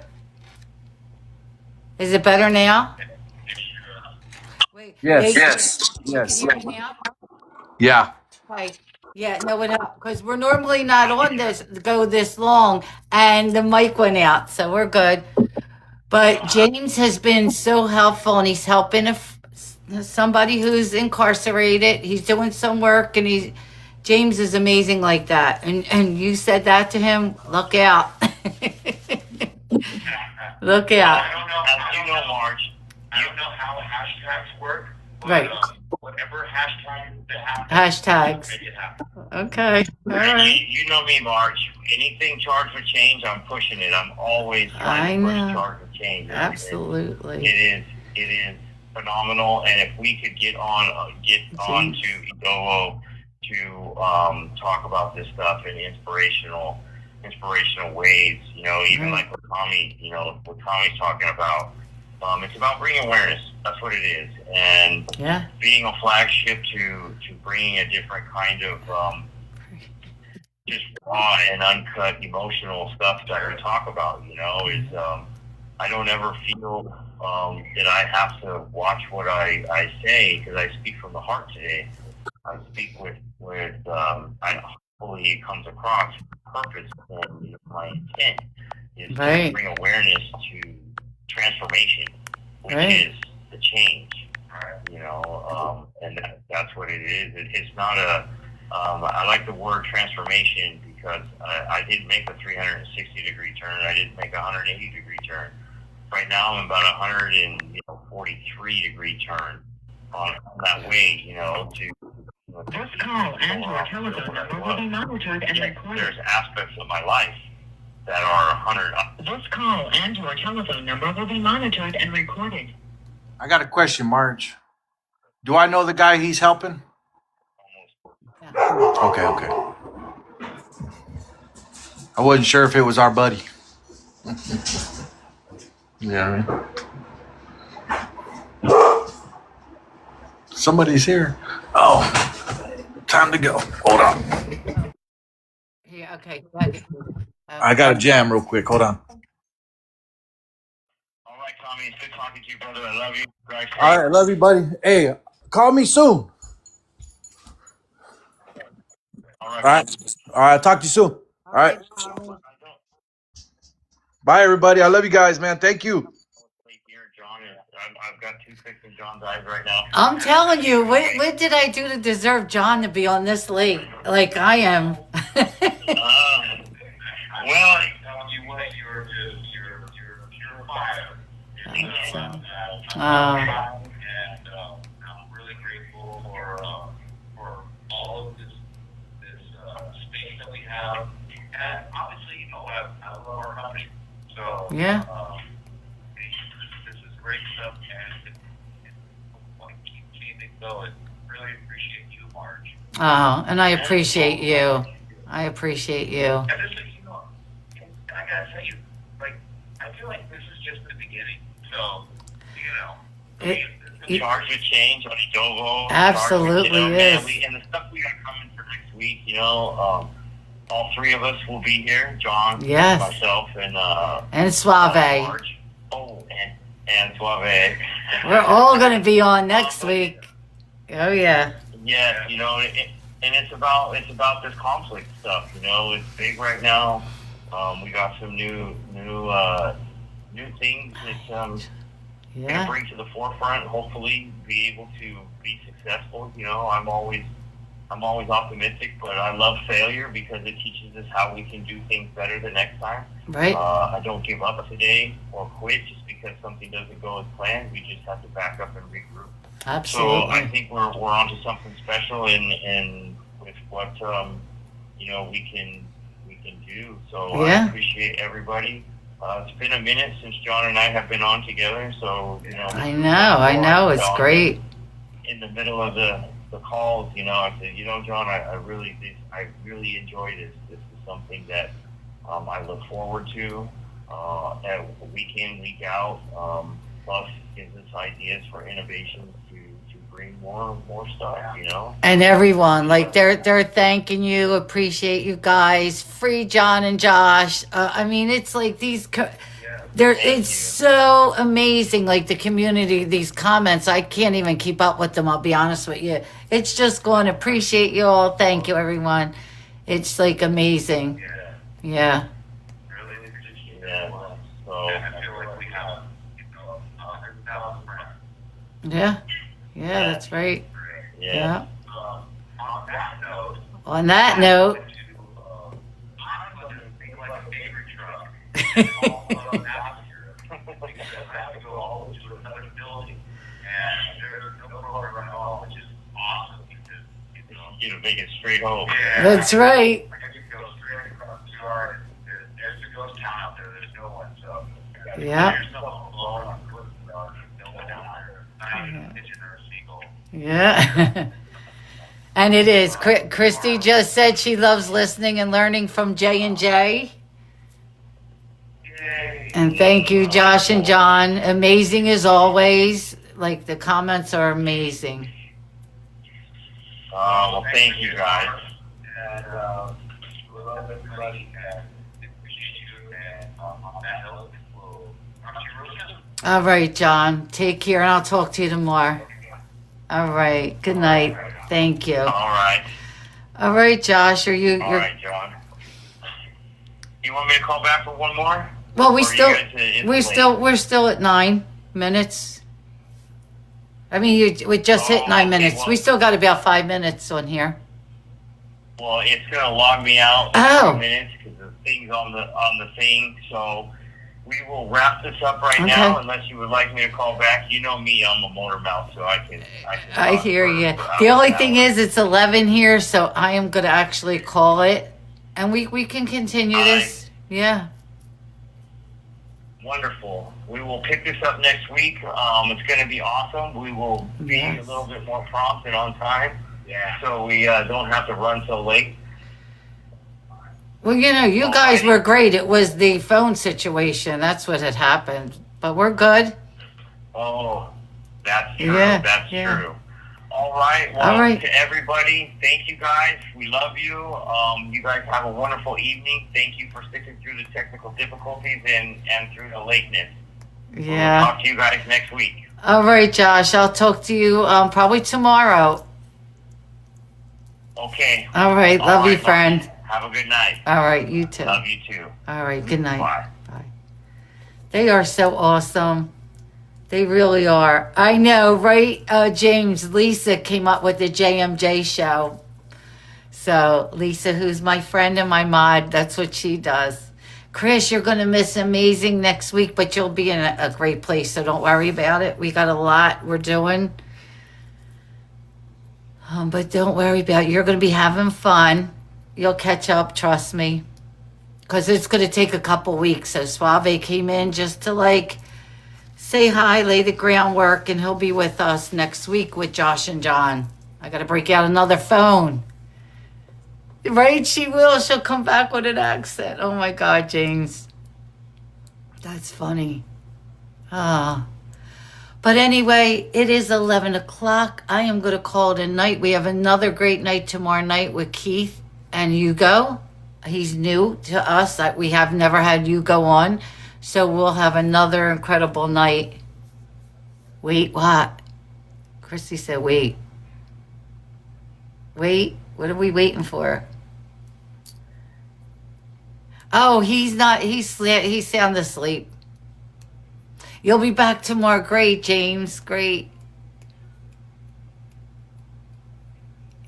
But all right, everyone. I will talk to you all tomorrow. Thank you for joining. James, I'll be in touch with you. I'll talk to you tomorrow. We're going to do the Cappy Cam. We're going to do that. I told James. We'll do that. We'll set a phone on him. But everyone, thank you so much. I appreciate each and every one of you. It was an incredible night. I really enjoyed this. I could talk to them all night. I really can.